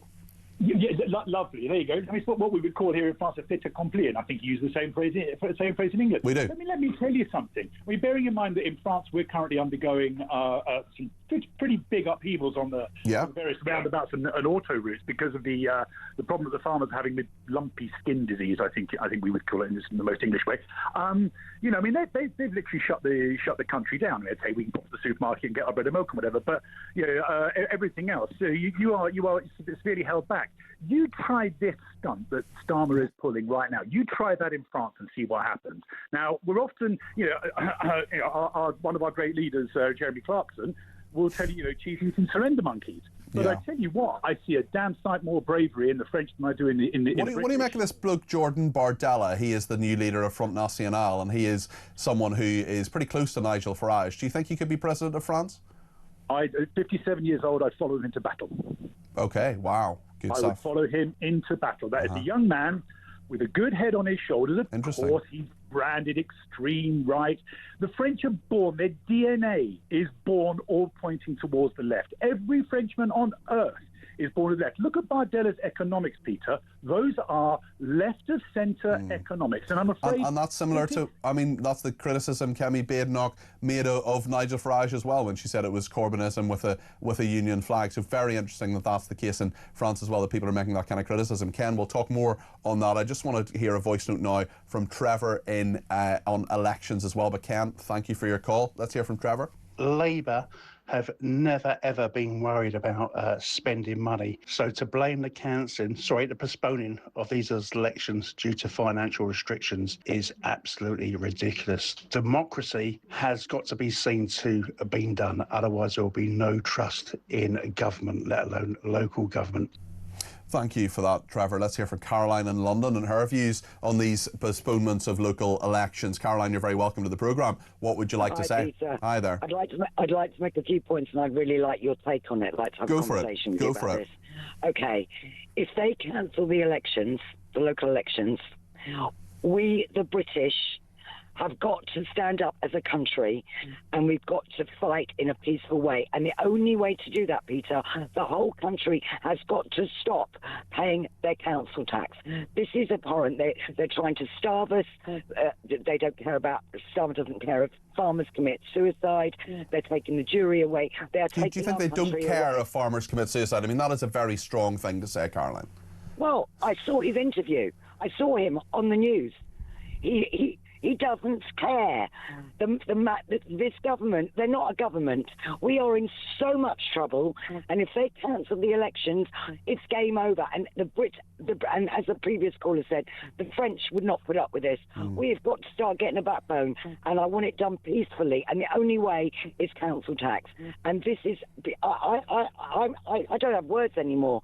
This government is literally by the minute. Destroyed democracy, destroyed our free speech, two-tier everything.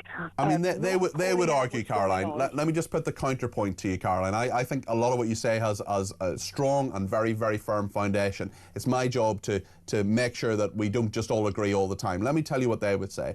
They would say, Caroline, you have the freedom of speech to ring in a station and tell you whatever and say whatever you want to say within the law. Secondly, they would say these elections will happen. They'll just be postponed because of much needed reform to local government. That's what they would say. What would you say to them? Okay, anything that comes out of any minister are lying. They've proven that. I mean, Rachel Reeves should be done criminally and put in prison. She's frauded the country. It's proven. It's proven. She's not a criminal, is she? She's not a criminal. She is. She said there was a £20 million black hole. She's put taxes up. It's not against the law to lie. It is. She's the Chancellor of the Exchequer. She's taken off tax money on false pretences, Peter. Okay. It is beyond horrific. But if they cancel these elections, it's another excuse. My biggest worry, Peter, they're going to create a fake war. Our war at the moment is with the government, with illegal immigration in this country. Not Ukraine, not Russia. I don't care about it. It's rubbish. And if they bring a war in, there won't be an election for maybe 5, 6, 7 years, whatever. They're going to do whatever they can do. The same with Macron. He doesn't want to lose his position. That is what's going on. We've got to look at the very big picture here, Peter. Yep. It's really serious. So, yes, we've got to stand up. And the only place I can call, the only place I can talk freely in the whole country is at your station. I can't put stuff on social media. I can't put stuff on Twitter, on Facebook. I've got to be careful what I say. I mean, this is not the United Kingdom anymore. And we have really got to take this seriously. And I hope everyone on this station is listening to what I'm saying. Yeah. And well they might, Caroline, because there are some very stark warnings there, and thank you for your opinion today. I really appreciate that. That's Caroline in London. If you've got opinions, if you agree with Caroline, if you agree with Labour, if you agree with me, if you agree with whoever, or you think we're all talking nonsense, you give me a ring, you let me know. As always, I will put as many callers on the air as we have time for between now and 1 o'clock. I'll do that today, I'll do that tomorrow, I'll do that on Sunday. Let me know your thoughts. 0344 499 1000.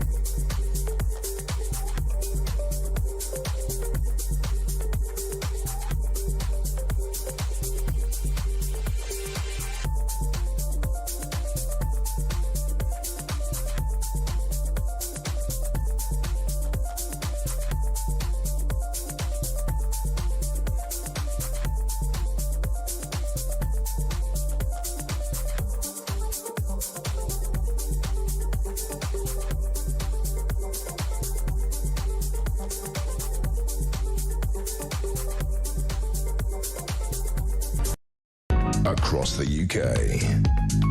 On DAB+. On YouTube. On your mobile. And on your side. This is Talk. I want to talk about Sir Stephen Watson. Now, there are a lot of heads of police forces who are useless. I would argue that Sir Mark Rowley is a really bad leader of the Metropolitan Police. Now, he would dispute that. That is my opinion. He has made decisions, I think, that are dreadful. One decision that he has made, which is good, is that he talks about people who are chanting "globalise the Intifada." He's now finally worked out, 2 years after the rest of us, in fact many, many years after the rest of us, that globalise the Intifada means that people want to kill Jews. And he, along with Sir Stephen Watson, who's the head of Manchester Police, say that people will be arrested if they do that. Sir Stephen has also talked about the scourge of anti-Semitism and how he believes that it needs to be there needs to be a more assertive approach. I believe that there needs to be a more assertive approach from every single police force in the UK. There are 45 of them. There's Police Scotland, there's the Police Service of Northern Ireland, and there are 43 police services that act within England and Wales. Should there be 43? Should there not? That's a debate we've had on other days. But the point is that two of them, London and Manchester, say that if you shout "globalise the Intifada," you will be arrested. Now, my point is, if you say "globalise the Intifada," that's pretty similar, I would argue, to something like death to the IDF. I spoke to James Cleverly earlier, the former Home Secretary, now Shadow Local Government Minister for the Conservatives. He says that that is something that, in his view, pretty straightforwardly, you should be arrested for. A lot of our viewers and listeners agree with that. And my question for Avon and Somerset Police, which is the police force that deals with Glastonbury, is that nearly 6 months ago, it's coming up to the limit for a charge in a magistrate's court, 172 days ago, Pascal Robinson Foster, who is the lead singer, I use the term loosely, of the music group, I use the term loosely, Bob Vylan, well, he was shouting death to the IDF. He hasn't been arrested, he has been interviewed, he hasn't been arrested, he certainly hasn't been charged. So my question to Sarah Crew, who's the Chief Constable of Avon and Somerset Police, is, Sarah, A, will you come on my programme? You so far refused to do it after many, many times that I've asked you. I'm asking you again. And secondly, do you think that globalise the Intifada is as bad, the same, as death to the IDF? And do you agree with Sir Stephen Watson, and do you agree with Sir Mark Rowley, that people should be arrested for chanting one or two of those things? We've asked all those questions to Avon and Somerset Police. They haven't come back to us just yet.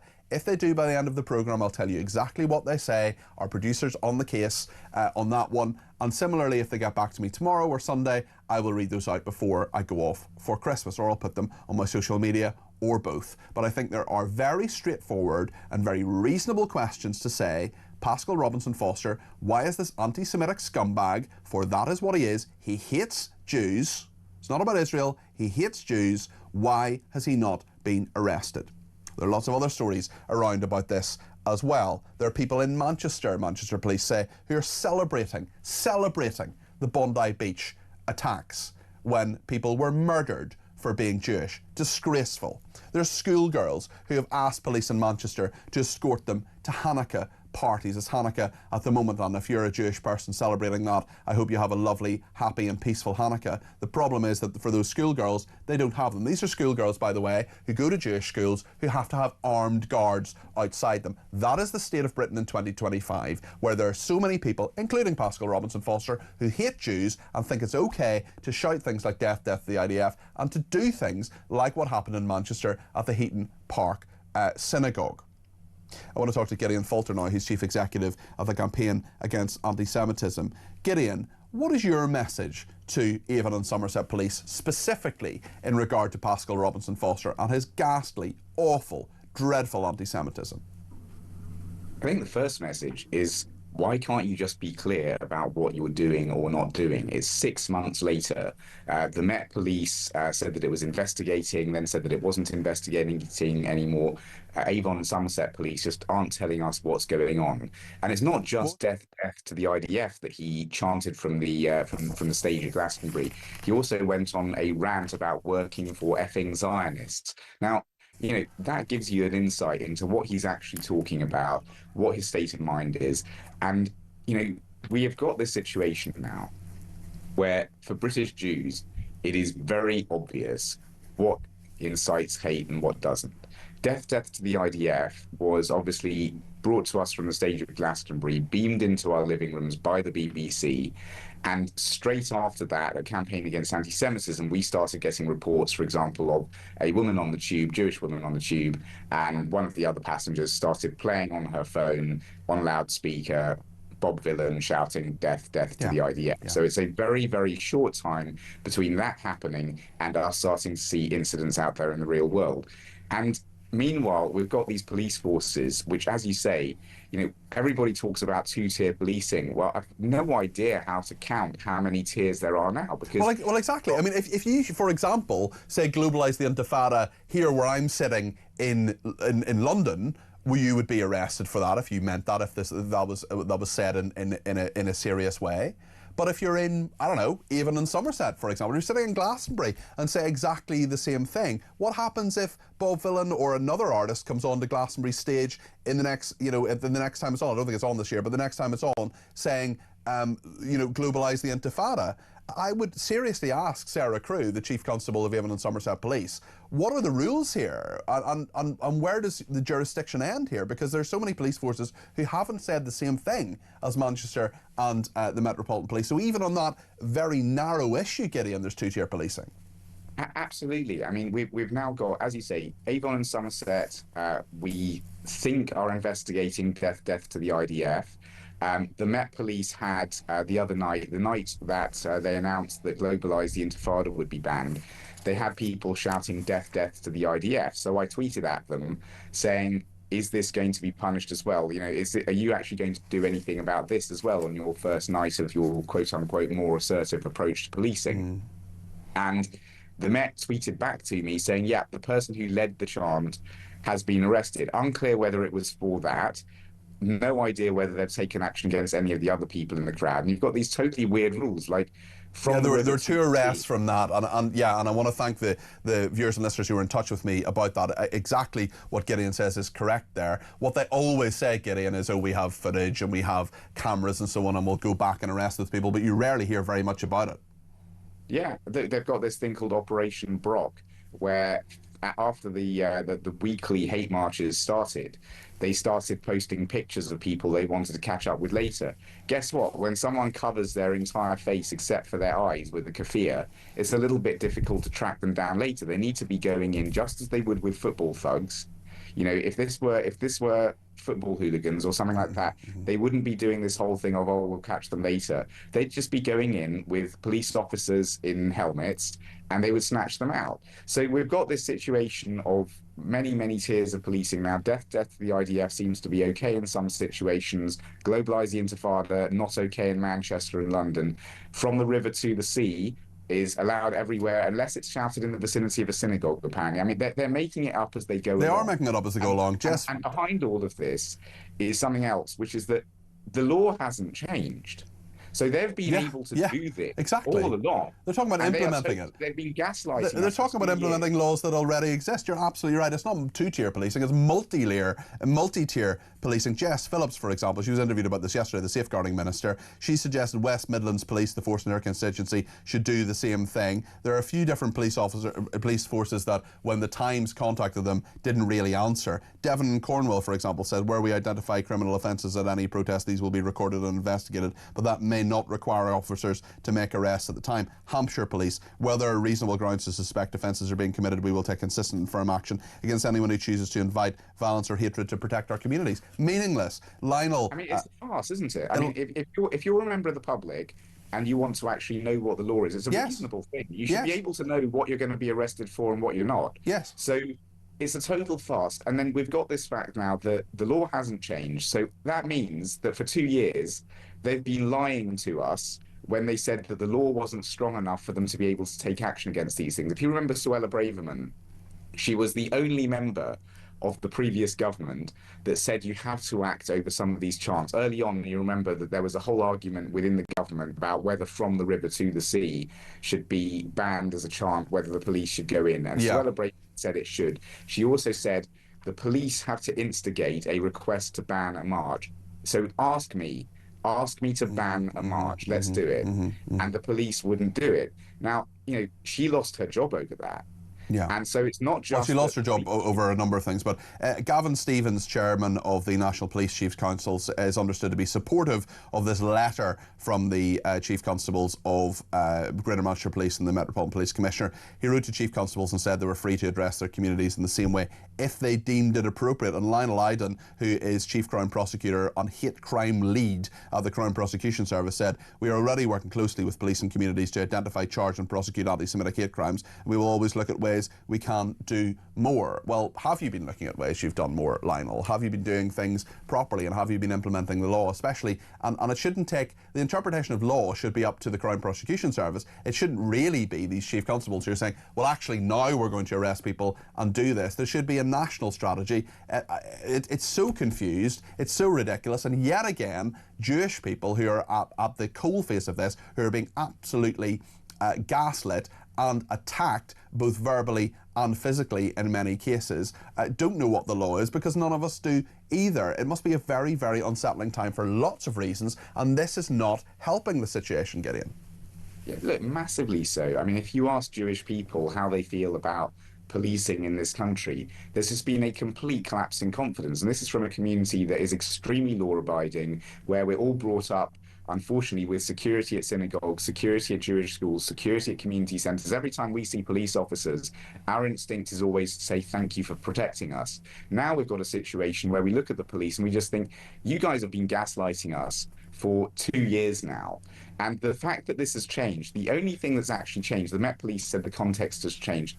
No, it has not. Yeah, the context is exactly the same. They've globalised the exactly the same. They're Jews now. Yeah. Just as they always said, and we've got to remember this with extremists, when extremists tell you that they're going to globalise the Intifada, believe them. Yes. And if you appease them, appeasement will reap the same rewards that it always, always does, which is our own law enforcement and institutions crumbling under institutional cowardice, and instead the extremists taking over, as we saw in West Midlands Police, where now the police force is making up evidence with AI in order to justify banning Israeli and Jewish football fans from entering Aston Villa, and they've been exposed before Parliament for doing that. Well, and that's a whole other issue, and we're going to see the... I do not know how the Chief Constable of West Midlands Police, and particularly the relevant Assistant Chief Constable of West Midlands Police, can keep his job. I've absolutely no idea how that can happen. It's interesting as well, just finally, Gideon, in all of this, that we have these schoolgirls asking armed police to escort them to Hanukkah parties. Hanukkah is an incredibly important time in the Jewish calendar. I hope you and your family have a lovely Hanukkah, but there are so many people really, really worried this Hanukkah. Yeah, look, we had the most brutal possible start to Hanukkah for Jews around the world, because Australia is one of the first places to celebrate Hanukkah each year because of the time zones. Basically, the entire festival has been completely overshadowed by Jews talking to each other saying, is it actually safe? Is it safe to go to our Hanukkah lighting? Is it safe to actually stand outside and practice our faith in the way that Hanukkah is normally celebrated? And that's one of the reasons why we decided that we were actually going to go and light a big Hanukkah in Parliament Square, which we did on Monday night. And Steve Reid didn't turn up, the community secretary. He was at a separate Hanukkah event, but he should have been at that one. We were told by number 10 that he was going to be there to speak to us. He then didn't show up. Another minister happened to be in the crowd, and she spoke to a very mixed reception from the crowd. I don't think it was about her or anything she said. I think it's just about how Jews feel about the government and the way the authorities are dealing with it. And well you might, Gideon, given all that the Jewish community have been through in this country in the last few years. Thank you very much for your thoughts on all of that. That is Gideon Falter there, the Chief Executive of the Campaign Against Anti-Semitism. Amanda in London says, my heart goes out to the Jewish people. I am Christian. I've recently lost my Jewish husband, who was the best, kindest person you could ever hope to meet. And I thank God he is no longer here to see the vile anti-Semitism which has infected this country. Amanda, we're very sorry for your loss, and thank you for letting us know your thoughts about all of that. Carol in Clacton says, my heart goes out to all the Jewish people wherever they are. I was born in Hackney, grew up in Upper Clapton near to Stamford Hill, which is a lot of Orthodox Jews. I've never seen a more humble, inoffensive and peaceful people than them. I'm so glad I'm towards the end of my life, but I'm also worried for the children and grandchildren that I and others have. It is so sad. And from Catesby, how sad to hear how hurt and angry our people are about the state of the country. The caller from France was very interesting. I would love to hear more from expats about what they think about their home country. It gives us perspective. Great show as usual. Keep up the pushback against anti-Semitism. It is a cancer within our society. Let's speak to Nigel in London. He's given me a ring. Nigel, you're very welcome to the programme. What would you like to say? Thank you. Good morning to you. Hi I there. wanted to say that I believe that anti-Semitism is on the rise because it's being, I think, condoned in some ways by the police and not in any way dealt with by the police. We have, although, shouldn't we actually praise Sir Stephen Watson for calling this what it is and actually saying there should be more done by his officers to deal with this?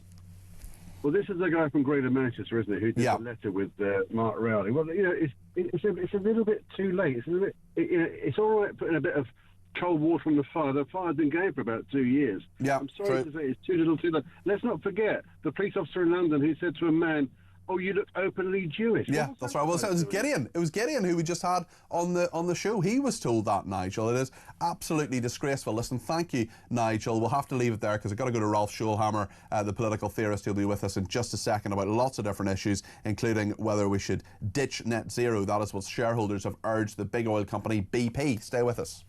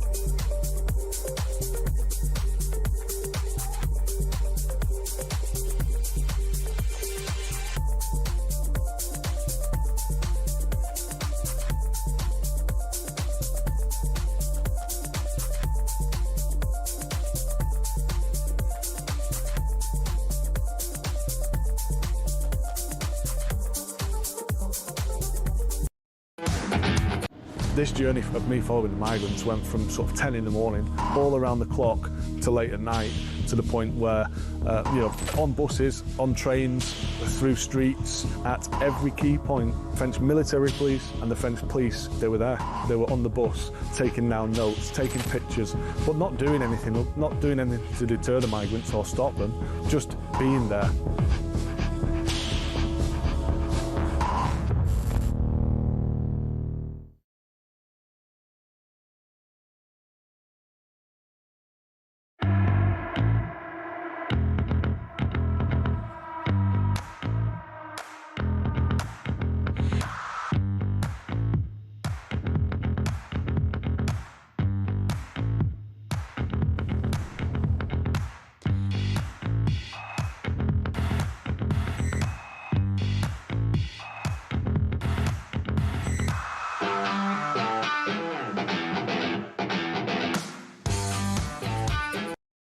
Across the UK, on DAB+, on YouTube, on your mobile, and on your side.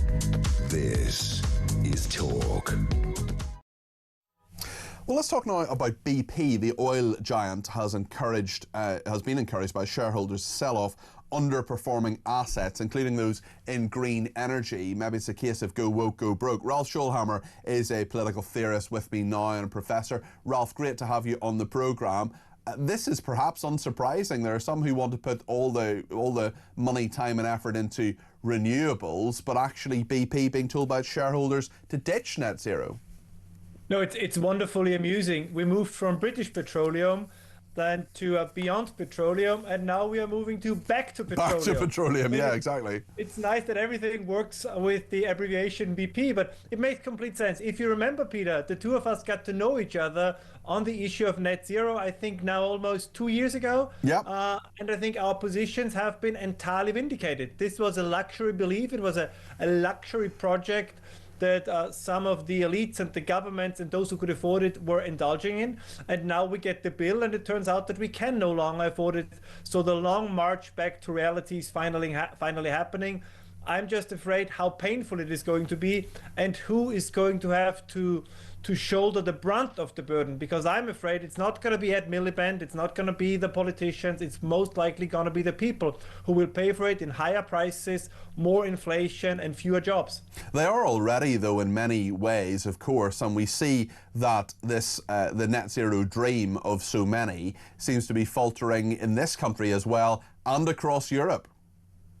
Oh yeah, the dream of some became the nightmare of many. And this is what we have experienced all over the continent and also in the UK. I will never understand, after Germany gave us the perfect negative role model, how not to do it, why so many countries, particularly the United Kingdom, decided to follow them over the cliff. Remember, we also talked about the ban on internal combustion engines. Now the EU is reversing itself. I hope at least that the UK is going to do the same. All of these policies have always been, to put it mildly, crazy for those who wanted to see it. But we have to admit there was a cartel of the media, of academia, of cultural influencers and of politics who tried to gaslight us and to more or less ask us, whom do you believe, us or your lying eyes? But once again, I think we got the answer. When you look at the broad sweep of politics across Europe, from where you're sitting to where I'm sitting, do you see those who are perhaps against net zero policies, those who will see a different way? Not that we don't want the environment, we don't want green spaces and we don't want clean air. Of course, everybody wants that. But when you see people like Nigel Farage and Bardella, of course, in France as well, others across Europe as well, rising and getting greater support, how much of that do you think? Obviously, immigration is a huge, huge issue, and there are many other economic factors around this, but an economic factor is, of course, how much money is put into net zero. How much of an element do you see that in all of this? Well, as I said many times, on the path from abundance to poverty is revolution. First at the voting booth, and in the worst case, at some point in the streets. And I also want to add, and I always said this, there is a specific energy mix for every country. Norway can do things that the UK can't do. Northern Africa, California can do things that Sweden can do. So there is a specific mix. This idea that for every country, regardless of their geographic location, wind and solar is going to be the solution was always crazy. No, if you have, let's say, the sun, the radiation exposure like Australia has in certain parts, but even they are having problems now, or North Africa, you can do it. But solar power in Sweden, in Northern England, that was always crazy. And again, as I said before, everybody who wanted to see it sees it now, but this will be difficult to reverse. And as we see now in the UK and in other places, once this comes together with other issues, like the migration issue, like with the debate about, about war, which is going on all over Europe, the patience of people is running thin. And ironically, or in many ways I would say in a very positive way, the very electoral system the UK has that was supposedly designed to prevent a realignment or makes realignment of the electorate very, very difficult. It looks like it is going to happen. So 3 cheers to the UK electoral system, 3 cheers to the people of the UK who I think are about to express their voice. We're going to make use of the democratic right, and hopefully change is going to come quickly enough. Yeah, it's interesting actually in Scotland as well. The system they set up was supposedly to lock Labour into power, and then of course they had coalitions and the SNP took power as a majority as well. So it doesn't always work out how these things are designed. Ralph, as always, thank you. And Merry Christmas to you as well. That's Ralph Schulhammer, who is a political theorist. He's a professor at Webster University in Vienna as well. I want to thank Reg for his message. A very sad message, especially coming up to Christmas. But Reg, I know what you mean, and I know that people feel this way. And he says people say they're looking forward to passing away because they know what's coming. I'm hearing that more and more these days. Isn't that a sign of how badly things have gone in this country in the last couple of years? Reg, I think there are people who are going to be very sad for lots of reasons, certainly, especially spending time alone at Christmas sometimes. But I wonder if there's cause to be optimistic. I wonder if there is something in 2026 that we can perhaps look forward to. And is that something we should be talking about as well? It's not all doom and gloom, of course. We're going to talk to Leila Cunningham in a second. She's a Reform UK councillor, about these elections being cancelled or postponed, more accurately. Also about Bridget Phillips and the Education Secretary. She is blocking trans rules protecting safe spaces for women. And the Chinese threat, front page of The Sun today. Noah Hoffman, who's the political correspondent of The Sun, is going to bring us through all of that. We'll talk about farmers' inheritance tax and what your views on everything today.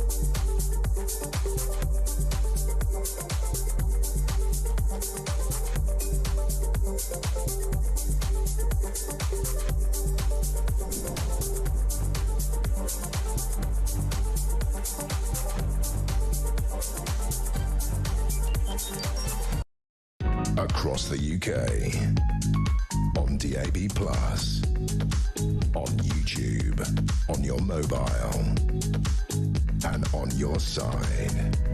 This is Talk.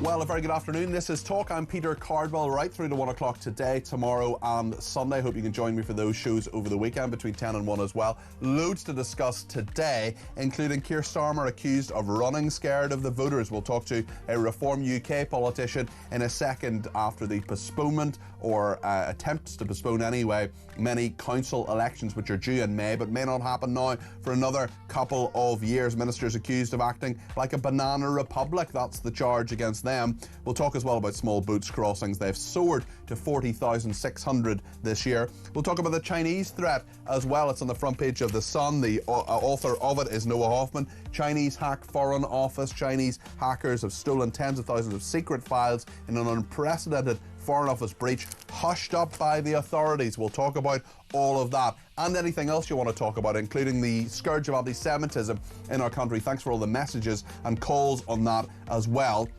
We'll talk about all of that, and you can talk to me on 0344 499 1000. That's the number to call. You can text me 87222 with the word talk in your text. You can tweet me at talkTV, follow me at Peter Cardwell, send me a voice note, send me a WhatsApp text message, or give me a ring, all on the main number 0344 499 1000. So much to discuss here on Talk between now and 1 o'clock. Stay with us.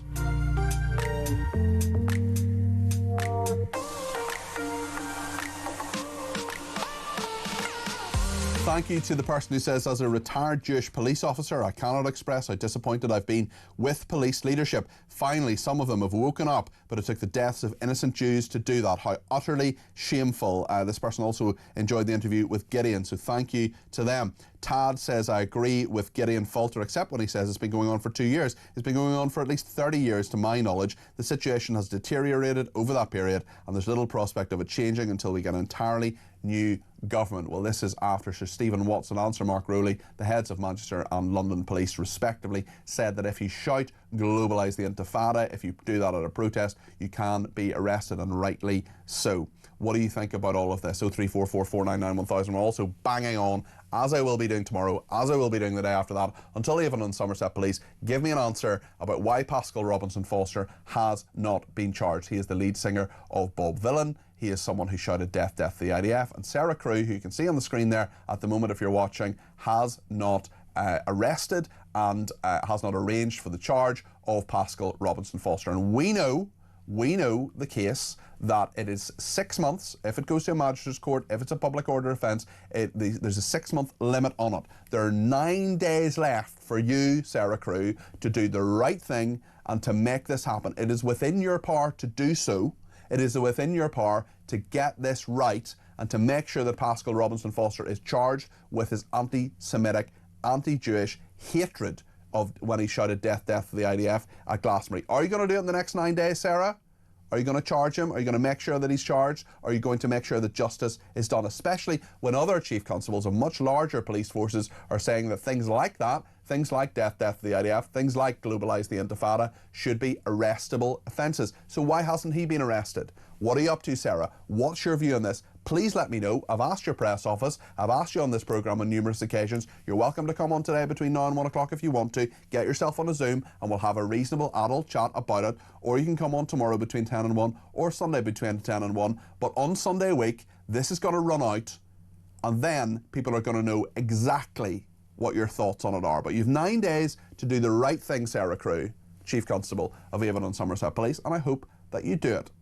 And I hope that you get back to our query to your press office, which in fairness have been pretty helpful over the last number of months that I've been banging on about this. And I'm not going to stop banging on about it. 03444991000 is the number to call. But the big thing that's getting lots and lots of people annoyed about today about what the government is doing is what Ian has texted me about. Council elections. This is how tyranny starts. Next Armour will try to postpone the general election.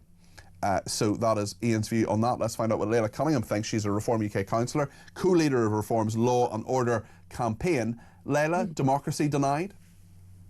Definitely. Listen, if you're confident in your record, then you face the voters. And I think they're blaming it on some kind of reorganisation. Is that right? Yes, they're saying there's reorganisation of local government. They say that is necessary.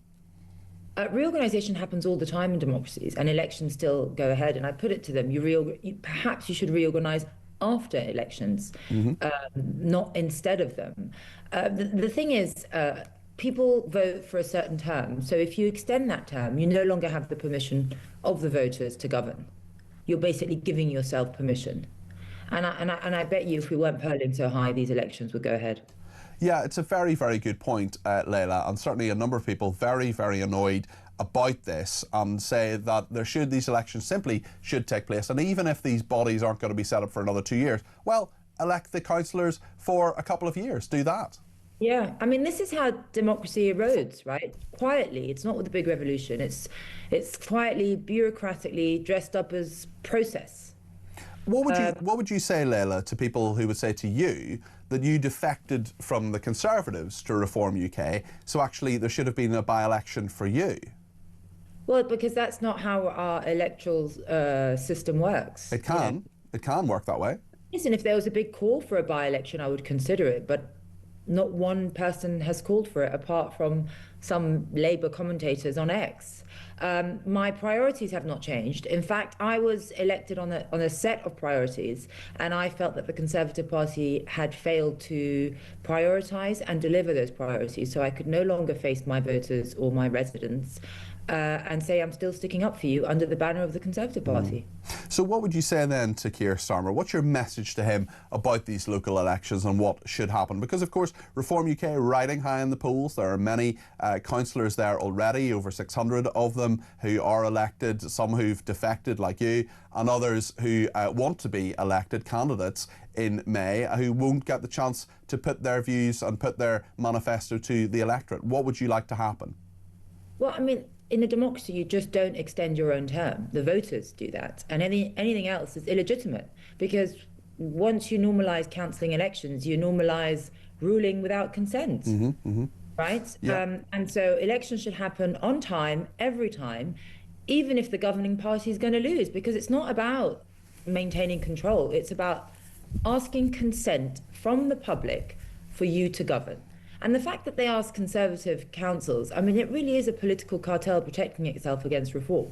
It's just collusion. The Conservatives say, we spoke to James Cleverly earlier, the shadow local government secretary, saying that he hopes and has certainly said that Conservative councillors won't take the option anyway to have these elections later. We'll see what happens on that. We will be holding their feet to the fire on that. Can I just come back on that? That's so disingenuous, because the Conservatives cancelled it in last May.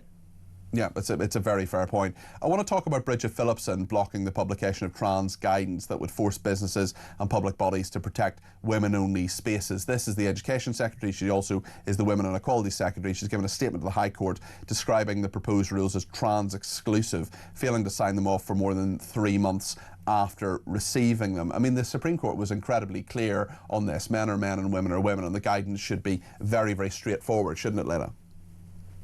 I mean, it really shouldn't take a Supreme Court ruling to say exactly what you said, that a woman is a woman. Women fought very hard for women-only spaces, and they should only be for women. Yet what's happening now, in defiance of the law, to appease a vocal minority, biological males are still being admitted into women's hospital wards, changing rooms. You know, this is a government that talks about women and girls' safety, protecting women and girls, defending women and girls. But as soon as they hear any kind of opposition from their activist group, they stop standing up for women. Whenever women need Labour to stand up for them, they back down. Tell me your thoughts as well on a story today about the government dealing with the fact that more than 1,000 people have made the trip in small boats in less than a week. Now we're over 40,000 people coming across in small boats. 40,652 is the figure. Well, because our borders are open, right? There are zero consequences for illegal entry. It's become legalized. It's basically decriminalized. No one's prosecuted for it.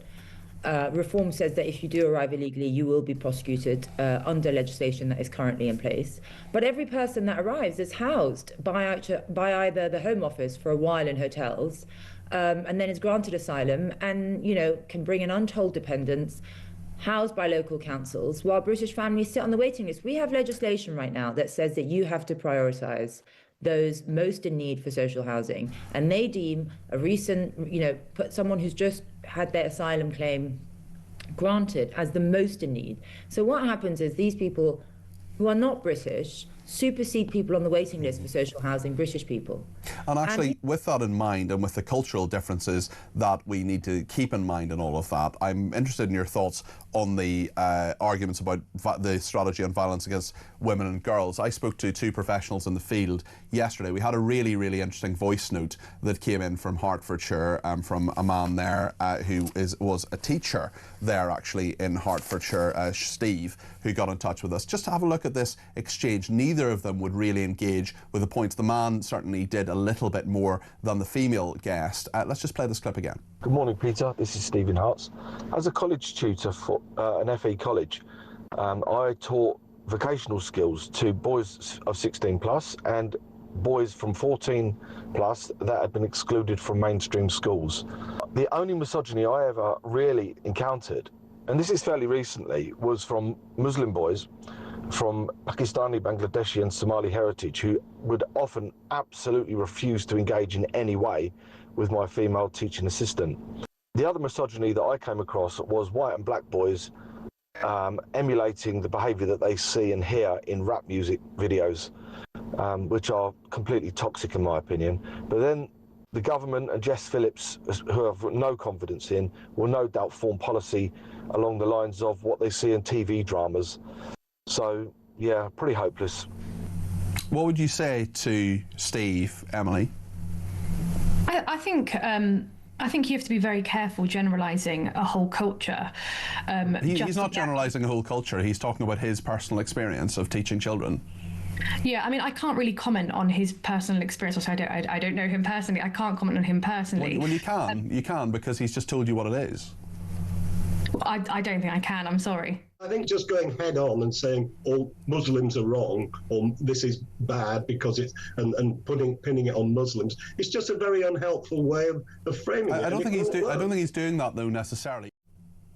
I was accused of doing that. That's what that guest was accusing me of doing, saying it's all about Muslims. It's certainly not all about Muslims, and I said in the interview yesterday that it wasn't all about Muslims. I made the point, even before those points were raised, that there are parts of Jewish culture, for example, that subjugate women. There are parts of Christian culture that subjugate women. I've seen it myself in Northern Ireland when I was growing up. It's certainly not as bad as it was then. And yes, there are parts of Islamic culture as well, and that's what Steve was talking about. And Steve made that point, not just about Muslim children he was teaching or young men that he was teaching, but also about white and black men as well. Young men. Leila, who is to blame for this? Kemi Badenoch says it's imported, but misogyny is everywhere. It's in this culture and in this country as well, is it not? Of course, and listen, we have to be honest that there are some attitudes from people who've arrived into this country who do drive some violence against women, and it's imported. I know that. You know, there are some Muslim cultures who force women to go around in a burqa. You know, that is misogyny. So we can't shy away from it. And frankly, we've allowed parallel communities and parallel values to flourish, as opposed to telling, you know, I don't want to be known as a British Egyptian or a British Muslim. I'm just British because, and I think, you know, we have to tell people who come here that the civic culture of this country is British, and that does not include misogyny. But there is a problem with what was announced yesterday, is that the government tends to treat boys as a danger, a cultural problem to be corrected, right? I mean, you know, they brought in this term toxic masculinity, as if being masculine is a bad thing. Whereas I think, you know, it's a virtue of being a man, you know, and we need masculine men, in my opinion. I agree with that, although not when it's toxic. But listen, this debate is a big one, and I think we'll continue. For the meantime, Leila, thank you. I appreciate your contribution today. Leila Cunningham, there, Reform UK councillor, co-leader of Reform's Law and Order campaign. I want to go to Matthew in Cheshire, who's given me a ring on 0344 499 1000. Matthew, you're very welcome to the programme. What would you like to say?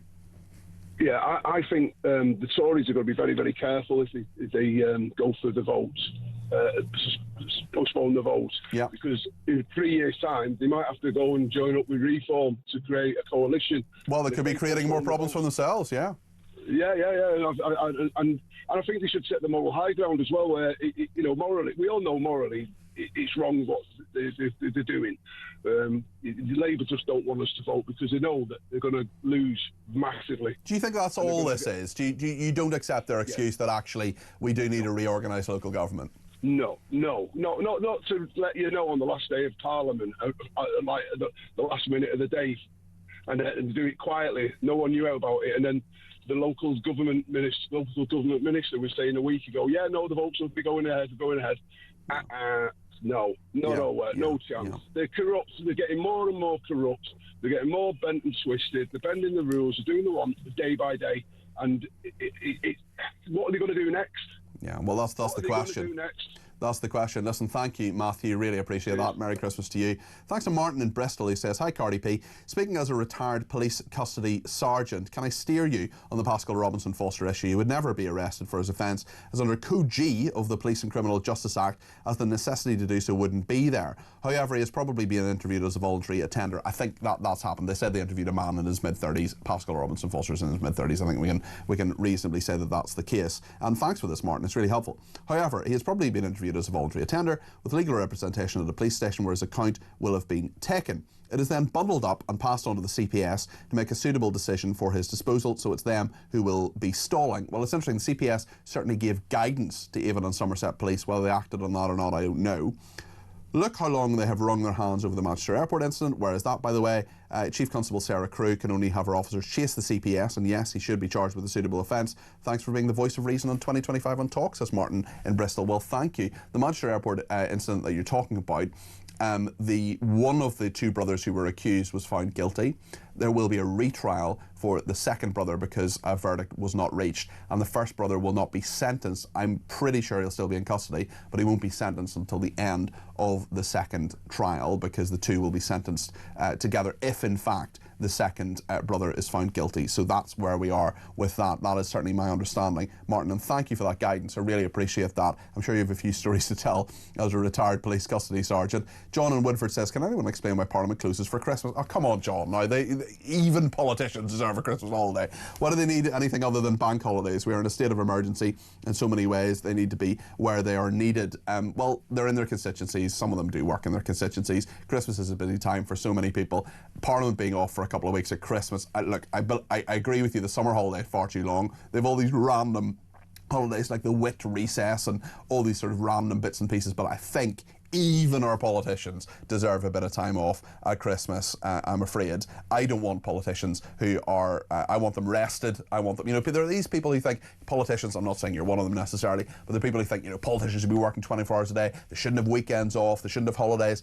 I want politicians to be rested. I want them to sleep 8 hours a night. I want them to have clear decision making, because we had a workaholic Prime Minister who didn't take breaks. We had Rishi Sunak, for example, he worked all the hours God sent, who had meetings at 8 o'clock in the morning on a Sunday morning with different civil servants. Well, that didn't go too well for Rishi Sunak, I'm afraid. I had high hopes for him, and he had a lot of problems, and I just don't think I will work harder, the sort of boxer from Animal Farm approach necessarily works. I do want people who are arrested, and I, for one, am looking forward to arrest over Christmas. Although, of course, there is the best of Peter Cardwell at 11 o'clock in the morning on Christmas Day, which I'm sure you wouldn't miss. What else would you be doing on Christmas Day? Stay with us here on Talk.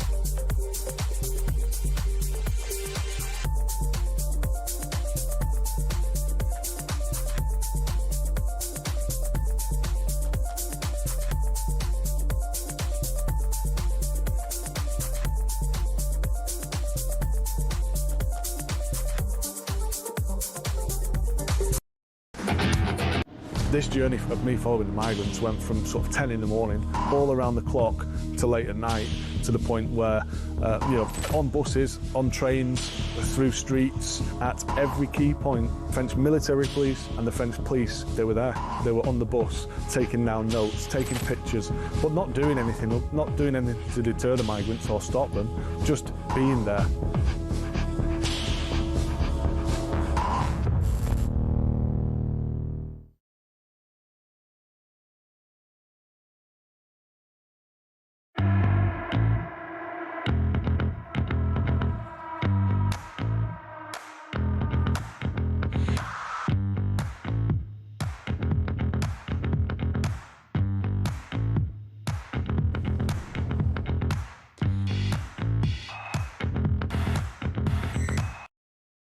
Across the UK.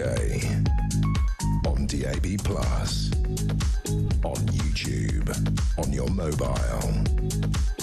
And on your side. This is Talk. Well, we're going to bring you an astonishing photograph now. I'll describe it for the people who are listening on the radio. This is the Campaign Against Anti-Semitism has posted this because, I mean, I spoke to Gideon Falter from there earlier on. I think this has just emerged in the last few minutes. Yeah, 10:30. So I'm just in the last couple of hours. This guy, whose face has been blurred, is reading Mein Kampf on public transport. Looks like a tube carriage there. He's reading Mein Kampf, which is Adolf Hitler's book, of course, written by Adolf Hitler, Nazi dictator, architect of the Holocaust, the genocide of 6 million Jews and 6 million other people as well. It is not a neutral text, the Campaign for Anti-Semitism correctly says, rather a foundational work of Nazi ideology. The idea that anyone would think it acceptable to read this on the London Underground is staggering. When hate can sit unchallenged on a train carriage, we're in a bad way. When hate becomes casual is what they have written there. This is a man on the Underground reading Mein Kampf. I mean, I think my view on this is that we need to understand Hitler, we need to understand how he was so evil, why he was so evil, and stop it ever happening again. To do that in public and to show that text, which would be so by its very existence in that man's hand, being so incredibly offensive to so many people on that tube carriage, you know, Jewish and not Jewish, absolutely horrendous, of course. And I think the Campaign Against Anti-Semitism is absolutely right to put that online. We'll get more reaction to this if you want to get your point in on this or any other topic we're talking about today. 0344 499 1000. I want to talk about the story that's on the front page of The Sun, big exclusive by their ace political correspondent Noah Hoffman, who joins me now. Red alert, Chinese hackers hit the Foreign Office. Thousands of documents have been accessed. Noah, tell us about this story, especially as we know that Starmer's heading to China in January, but a massive hack here, and many people worried about their details if they've perhaps applied for a visa. Yeah, so it's an extraordinary story that in classic Whitehall fashion, the authorities have tried to completely shield from the public. Now, we're obviously not going to let them get away with that. So what we understand is that a hostile actor successfully compromised government servers which were being run by the Foreign Office, but were actually containing Home Office materials in October. Now, my understanding is that the investigations so far point to a Chinese-linked cyber gang called Storm 1849 as the sort of leading suspect in the case. But ministers today would only confirm the hack. They would not confirm the details of who did it, but my understanding on background from high-level sources is that it all sort of fingers are pointing to China at the moment. Now, my understanding is also that information pertaining to visas was accessed by this China-linked gang. Ministers this morning would again not confirm or deny, but try to sort of push the line that they're fairly confident, to quote them, that no personal information or risky personal information has been taken. But the sort of whole point of this is that if you're going to give sort of wishy-washy statements and not confirm or deny anything, that's not going to provide the public with much confidence at all. Well, especially in the context of the collapsed Chinese spy trial, still many questions over that, and a decision about whether to approve Beijing's new super embassy in London, and also how tough Keir Starmer is actually going to be with the Chinese when he goes there in January.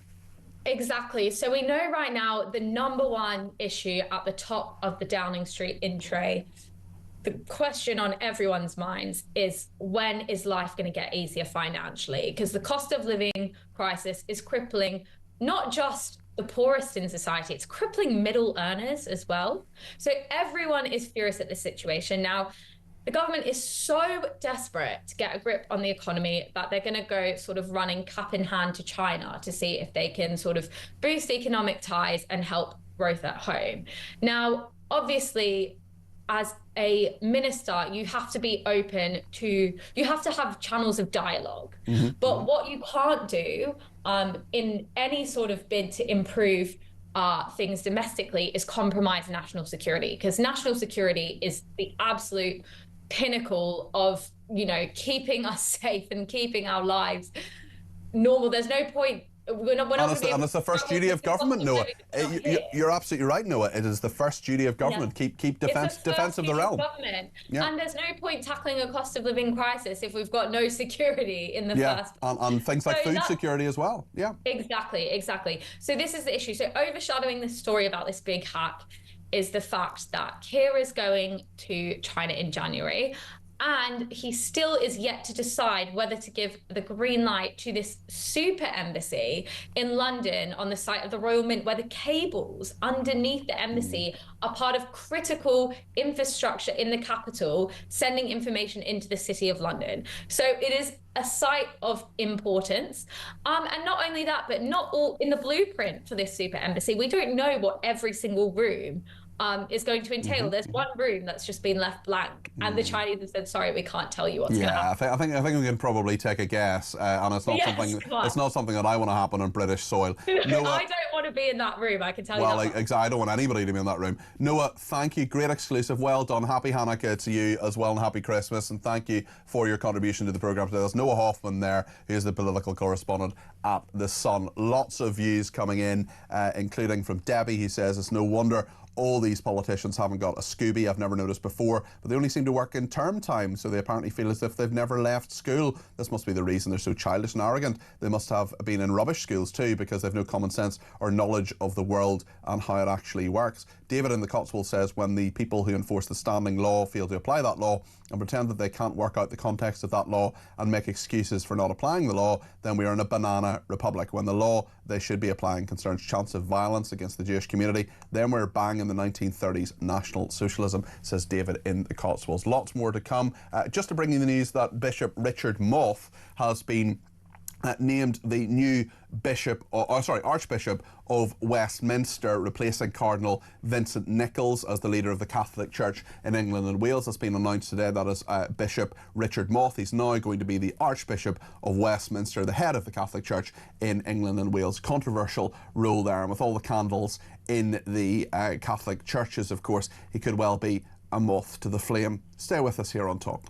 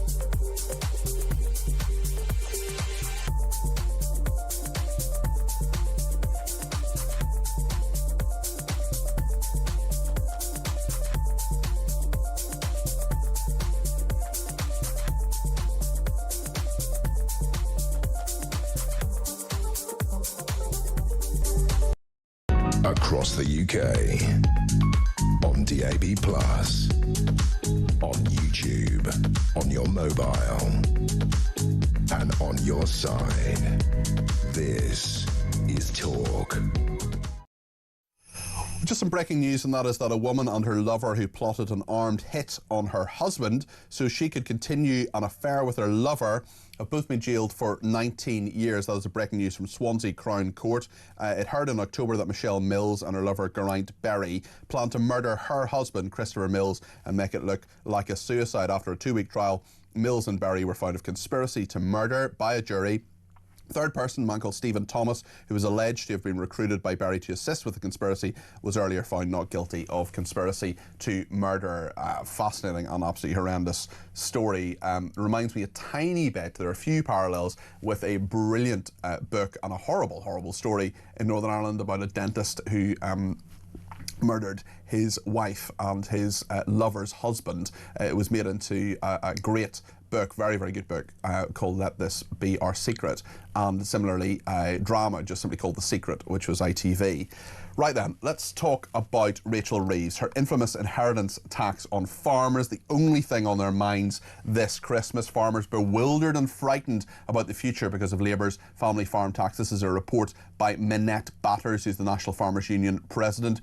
She was blocked from investigating the tax and its expected effect. Nearly all the responses to this review have cited inheritance tax as the single biggest issue regarding farming viability that they face. The farming sector is bewildered and frightened of what may lie ahead. Let's speak to James Wright, who is a farmer and agri-tech entrepreneur. James, you're very welcome to the programme. What do you think of the fact that this report has been produced? It's no great surprise, but the worry, of course, continues. Yeah, absolutely. I mean, the family farm tax is a personal tragedy for every farmer who has to sell the farm, but it's a national security crisis for the nation, because food security is national security. And if we have hundreds of farmers over the next couple of years who have to sell their farms, it won't be other farmers buying those farms. It's going to be corporations and charities who want to rewild them. So whilst this is a personal tragedy for our farmers, it is a national security crisis. And we need to get a grip to this. The profitability review that Minette Batters did said there is a profitability crisis in farming, and that was before a family farm tax, before 20% of a farm's value every generation was going to be lost to the taxman. So this is really something we've got to get to grips for, and there'll be many farmers hoping that Father Christmas comes down the chimney with some good news about this, but I fear, unfortunately, it won't be there. Yeah, you're right, James, and I wonder what your own thought is on this and what your own plan is on this. Well, I'm 33. I'm a tenant farmer, and I also own half my farm, and I've got 3 young children. So this is a bit of a way off for me to worry about, but my landlord is of an age where he is starting to think about inheritance tax planning. And frankly, the amount of rent that I'm going to pay him over the next 10 to 15 years is less than the inheritance tax liability.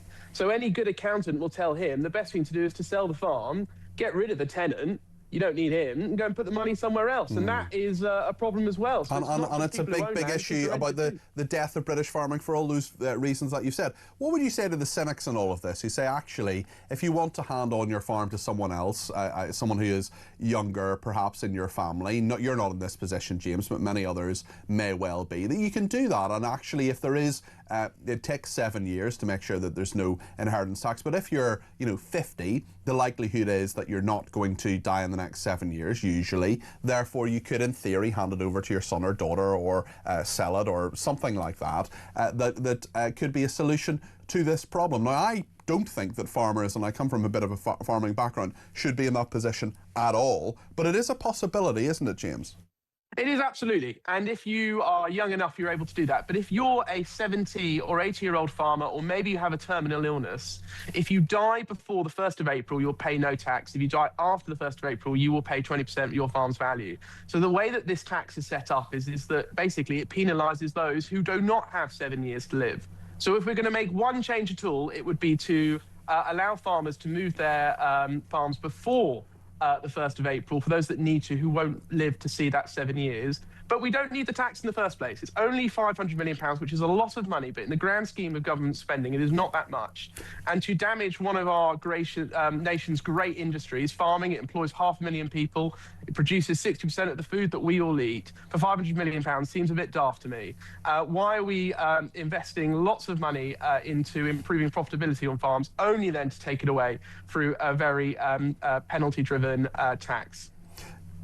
Just before you go, James, tell me about your farm and what you do on it. We can see those beautiful cows behind you having their lunch there. You've got a lovely scene, pastoral scene there, looks very peaceful. Just tell us what your farm actually does. Yeah, so we're beef sheep. I farm beef sheep and children. We've got 70 cows behind me. They've just come in for the winter. And then we've got sheep outside. We're about 160 acres, so average size for the UK. But I work full-time as well, and many farmers will be working to make ends meet. So whilst farms might seem very expensive, actually the level of profitability on them is quite low. We've had a good year this year. Beef's been all right. If you're an arable farmer or a dairy farmer, you're looking at a rather bleak winter, I'm afraid. James, excuse me, James, thank you for all of that. That's James Wright, who's a farmer and agri-tech entrepreneur, and his very happy-looking cows behind him there having the lunch there. Debbie says, I don't see the problem with the man reading Mein Kampf. We keep saying we don't want to be censored. I have a book at home. I have the book at home, but not read it yet. I'm waiting for the Christmas break. I'm a massive Israel backer and wear my pin to say it, but I'm still intrigued as to why so many followed Hitler. You have to learn to grow. Maybe everyone in this country should be taught all religious books so they can call things out without fear. Debbie, I'm not against people reading Mein Kampf. I'm not against people studying Hitler and understanding his ideology. I totally get that. This is the campaign against anti-Semitism that has put this on the online about a man reading Mein Kampf on the tube. I just know that there will be people in that tube carriage who will see that, and look, you know, nobody has the right not to be offended, but I do think in the current atmosphere it is a highly controversial, and it's just something I wouldn't do, Debbie, and to be honest, I'm pretty sure it's something you wouldn't do, Debbie. I'm not against you reading it. I'm not against you understanding Hitler's ideology. We all need to understand it to make sure it never ever happens again, and how the most evil man who has ever existed probably is not that is not repeated, especially in the current circumstance. But it's just, if you whip that out on a tube carriage or on a train, well, people are going to be really worried about it. And I just think we should do all we can. Not that you haven't done this, Debbie, and I know you really care, and you're wearing your pin, and you're a massive Israel backer and all the rest of it, but I just wouldn't ever want to do anything that would make anybody from a Jewish background feel uncomfortable. It's not something that, you know, that guy has a right to read the book. I suppose we live in a free society, but should he? What do you think? 0344 499 1000. Maybe you agree with Debbie as well. We've got 19 minutes left of the programme and we can have a chat about that. Mark says, I agree with you in most things. Nobody reading Mein Kampf does appear provocative, but we can't go about complaining about a person taking part in a completely legal pastime such as reading. Remember, we have defended people's rights, whether we do it ourselves or not, or burning the Quran on the streets of London. Mark, that's a fair point. I'm happy to take that on the chin. Graham says, knowing how tough Starmer negotiated Chagos, the Erasmus deal and other deals with the EU, I'm sure the Chinese will be quaking in their boots, says Graham. He often has his tongue on his cheek when he messages in, excellent messages from him.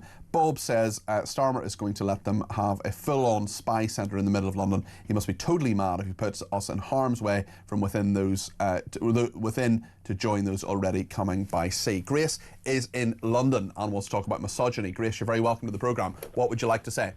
So many things. Hi.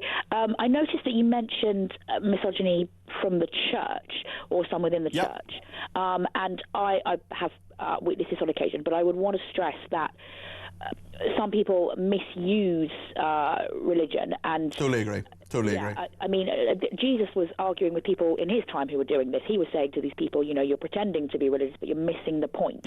And actually, the historian Tom Holland and the feminist Louise Perry and others have pointed out that prior to Christianity arriving in Britain, there was much more misogyny, and actually the ideas of Christianity, which do actually say that men and women are created equally by God, help to bring about the culture of equality that we've ended up Grace, with. I'm on your side on this. I mean, organised religion in general has been a good thing. The point is that people use these texts, including in the Bible, and subjugate women as a result. I've seen it, you've seen it, but you know, did Jesus believe in equality of the sexes? Of course he did. Jesus was a massive feminist, I would argue, and certainly, you know, he had was friends with prostitutes, for goodness sake. He was friends with tax collectors. He was friends with all sorts, ministered to all sorts of people who were the unpopular outcasts in society. That's what he did. And actually, the approach, I would argue, of those who subjugated women and use religious texts of any kind, including Christian religious texts, to subjugate women, that's more Pharisee than Jesus. That's what I would argue. Yeah, that's very well said. I think it comes down ultimately to the problem that misogyny is one of many things that exists across human history and across the globe. So I would slightly disagree with Kemi Badenoch in somewhat implying that we could eradicate the problem. I disagree with her too. I think it's part of it, but I don't think it's all of it. And I actually think it's a whole society problem, and we need to deal with it properly rather than saying it's imported, because it's not imported. It's been here already. Yeah, exactly. And I think we can, I remember hearing about the guy who threw acid at a woman and then ultimately jumped off London Bridge. His name escapes me right at this moment. I know the guy you're talking about. I can't remember his name either. But anyway, I remember thinking at the time, I'm actually just so privileged to live in a culture where this kind of thing is pretty rare. And it's a privilege. And we might think to ourselves, oh, we're inherently better because our society does things these ways. We're lucky that we live in a society that has better standards. And you're right, Grace, and that is why it is worth preserving. Great common sense from Grace today. Thank you very much. Let's hear from Nick in London on Mein Kampf. Nick, what do you think about this guy on the tube reading Mein Kampf? Hello, Peter. Hi there. I can't bring myself to read Mein Kampf. I feel I ought to, because we'll learn where evil starts. You know, I think it's an important text for people. But we know. I mean, I don't think that. I know what you mean, and actually, I'm going to be honest. I once got it out of the library years ago as a kid, and I wanted to read it, but I couldn't do it myself because I was learning about the Nazis at the time, and I wanted to learn more. But I don't feel there's much we don't know about the Nazis. I don't think there's much that we. I mean, it's one of the most exhaustively studied, and rightly so, periods in history, Nick. Yeah, it is, and it's all set out in Mein Kampf what Hitler was going to do. He didn't hide it, so I think it's important to study it in a Mein Kampf. Yeah, but on a tube, Nick? No, I wouldn't. I think it's one of the things you do. Oh yes, no one's got a right to be offended, and no one should be told what I can and can't read. But that said, there is a common decency issue. You don't do that in a public place. Yeah, and if you know what you're going to do or wear or read is going to almost definitely offend a lot of people, well, just don't do it. I mean, I'm not saying we should be self-censorship. I'm not saying we shouldn't, express our views and be clear on things. And nobody should be offended, for example, by someone wearing a flag of Israel or a union flag or something like that. But I know some people will be offended by it. Does that mean that I don't do that? No, it doesn't mean that I don't wear a poppy. No, of course not. Some people will be offended by that. I think they're idiots. But this particular thing, I think, is slightly different from that, Nick. Agreed. I mean, it's like I once heard a pacifist give a speech at a Remembrance Day service. Yeah. Which I thought was in incredibly bad taste. Not that and there are literally 364 other days of the year when you could have given that speech. Correct. Yeah. Correct. Yes, Yeah. and this is exactly the same thing. Yeah, I remember a member of my family being hugely offended, a very, very strong Christian member of my family being hugely offended when Jehovah's Witnesses came to the door during Christmas dinner saying, there are literally 364 other days of the year when you could do this, but you've decided to do it on that day. Nick, listen, thank you for your point. I think it's a good one and appreciate the call. Graham has been in touch and says, your guest, James Wright, couldn't be anything else except a farmer. Brilliant, happy Christmas. If you were watching and you saw James's I'm sure he wouldn't mind me saying slightly ruddy complexion, his frame, and indeed his clothes. He was sort of slightly central casting farmer. I think it was a brilliant contributor. I'll be very happy to speak to him again. And Graham and indeed James, a very happy Christmas. We'll take more calls after the break. If you want to get on between now and 1 o'clock, Ian Collins is coming up, of course. You can give me a ring, 0344 499 1000.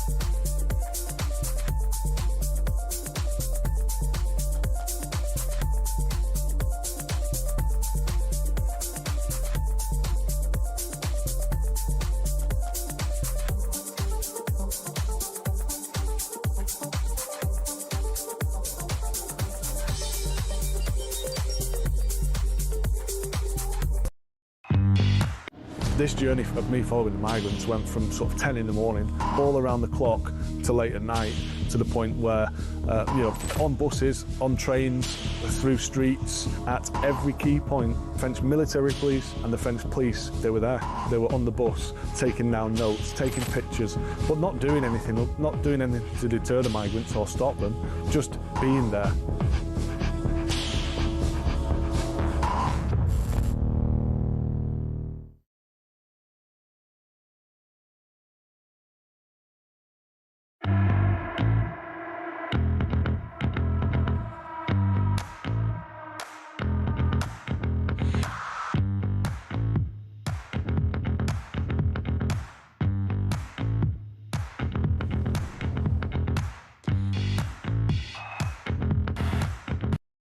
Across the UK, on DAB+, on YouTube, on your mobile, and on your side. This is Talk. Thank you to everybody who sent me tweets. I've just been having a quick look at Twitter there over the break. Angela says, very interesting show, Peter. Good guest. Thank you, Angela. Much appreciated. Thanks for the Christmas card as well. Much appreciated from you and Bob and Rodney, the cat.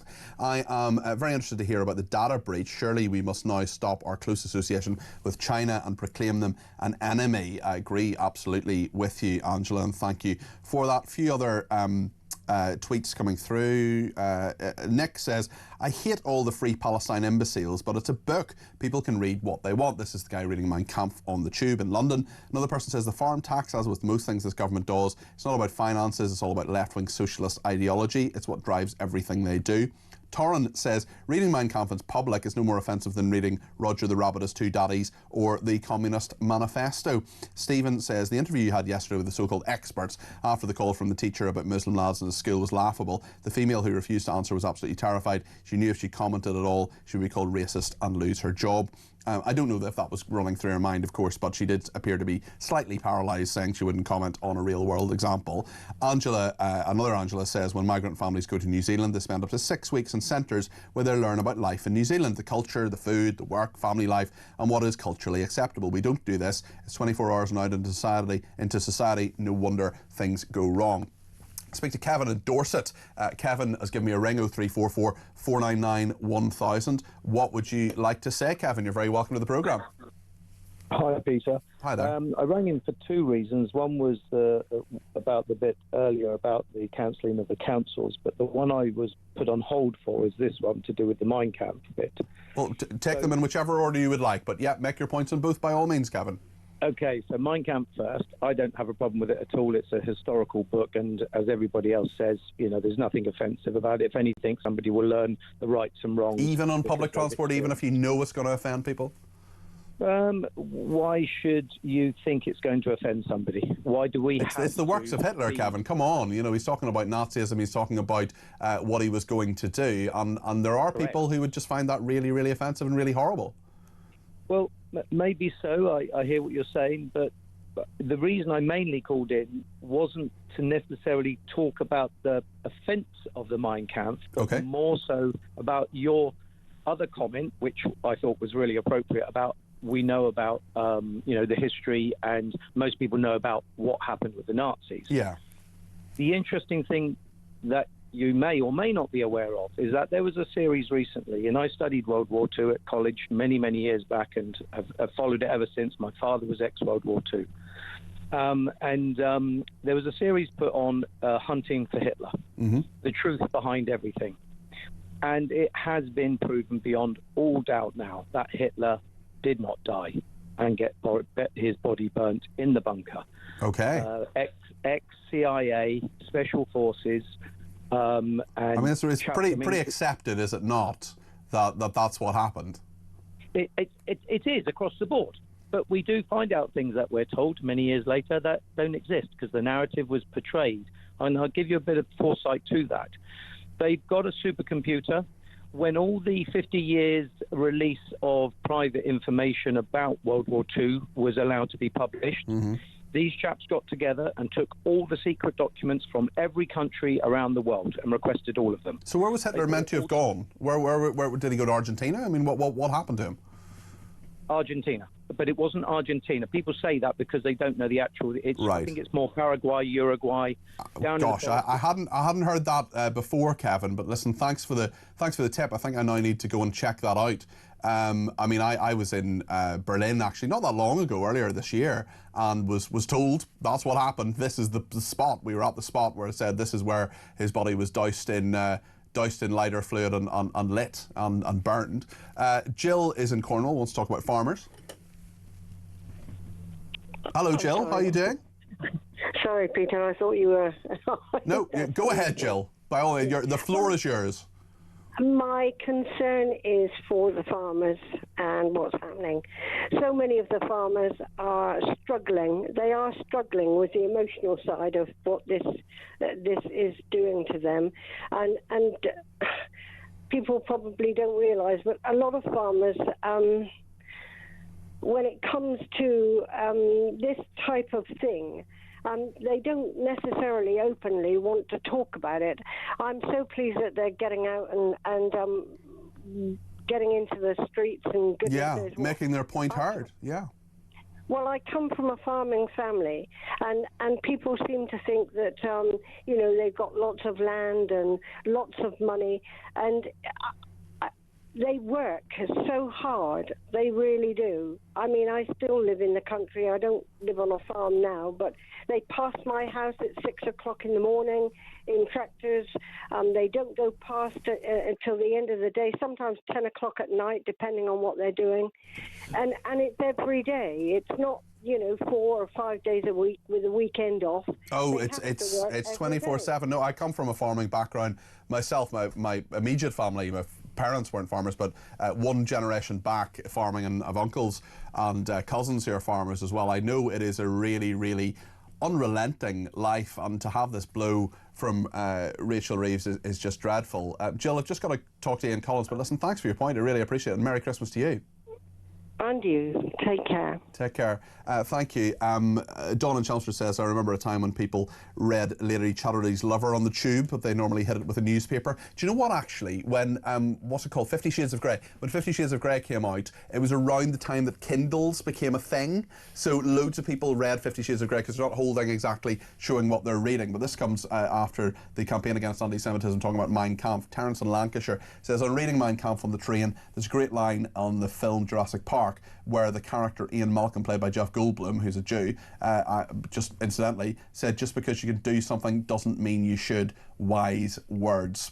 Well, let's talk to the T-Rex of talk, Ian Collins, who's here. Slightly more polite than the dinosaur. Well, indeed, not just because he's got tiny little arms. True, yes. How are you doing? You well? I love this. Yeah, I'm all right. It's interesting, the Mein Kampf thing. I have got a copy of it, and I don't. Would you read it on the tube?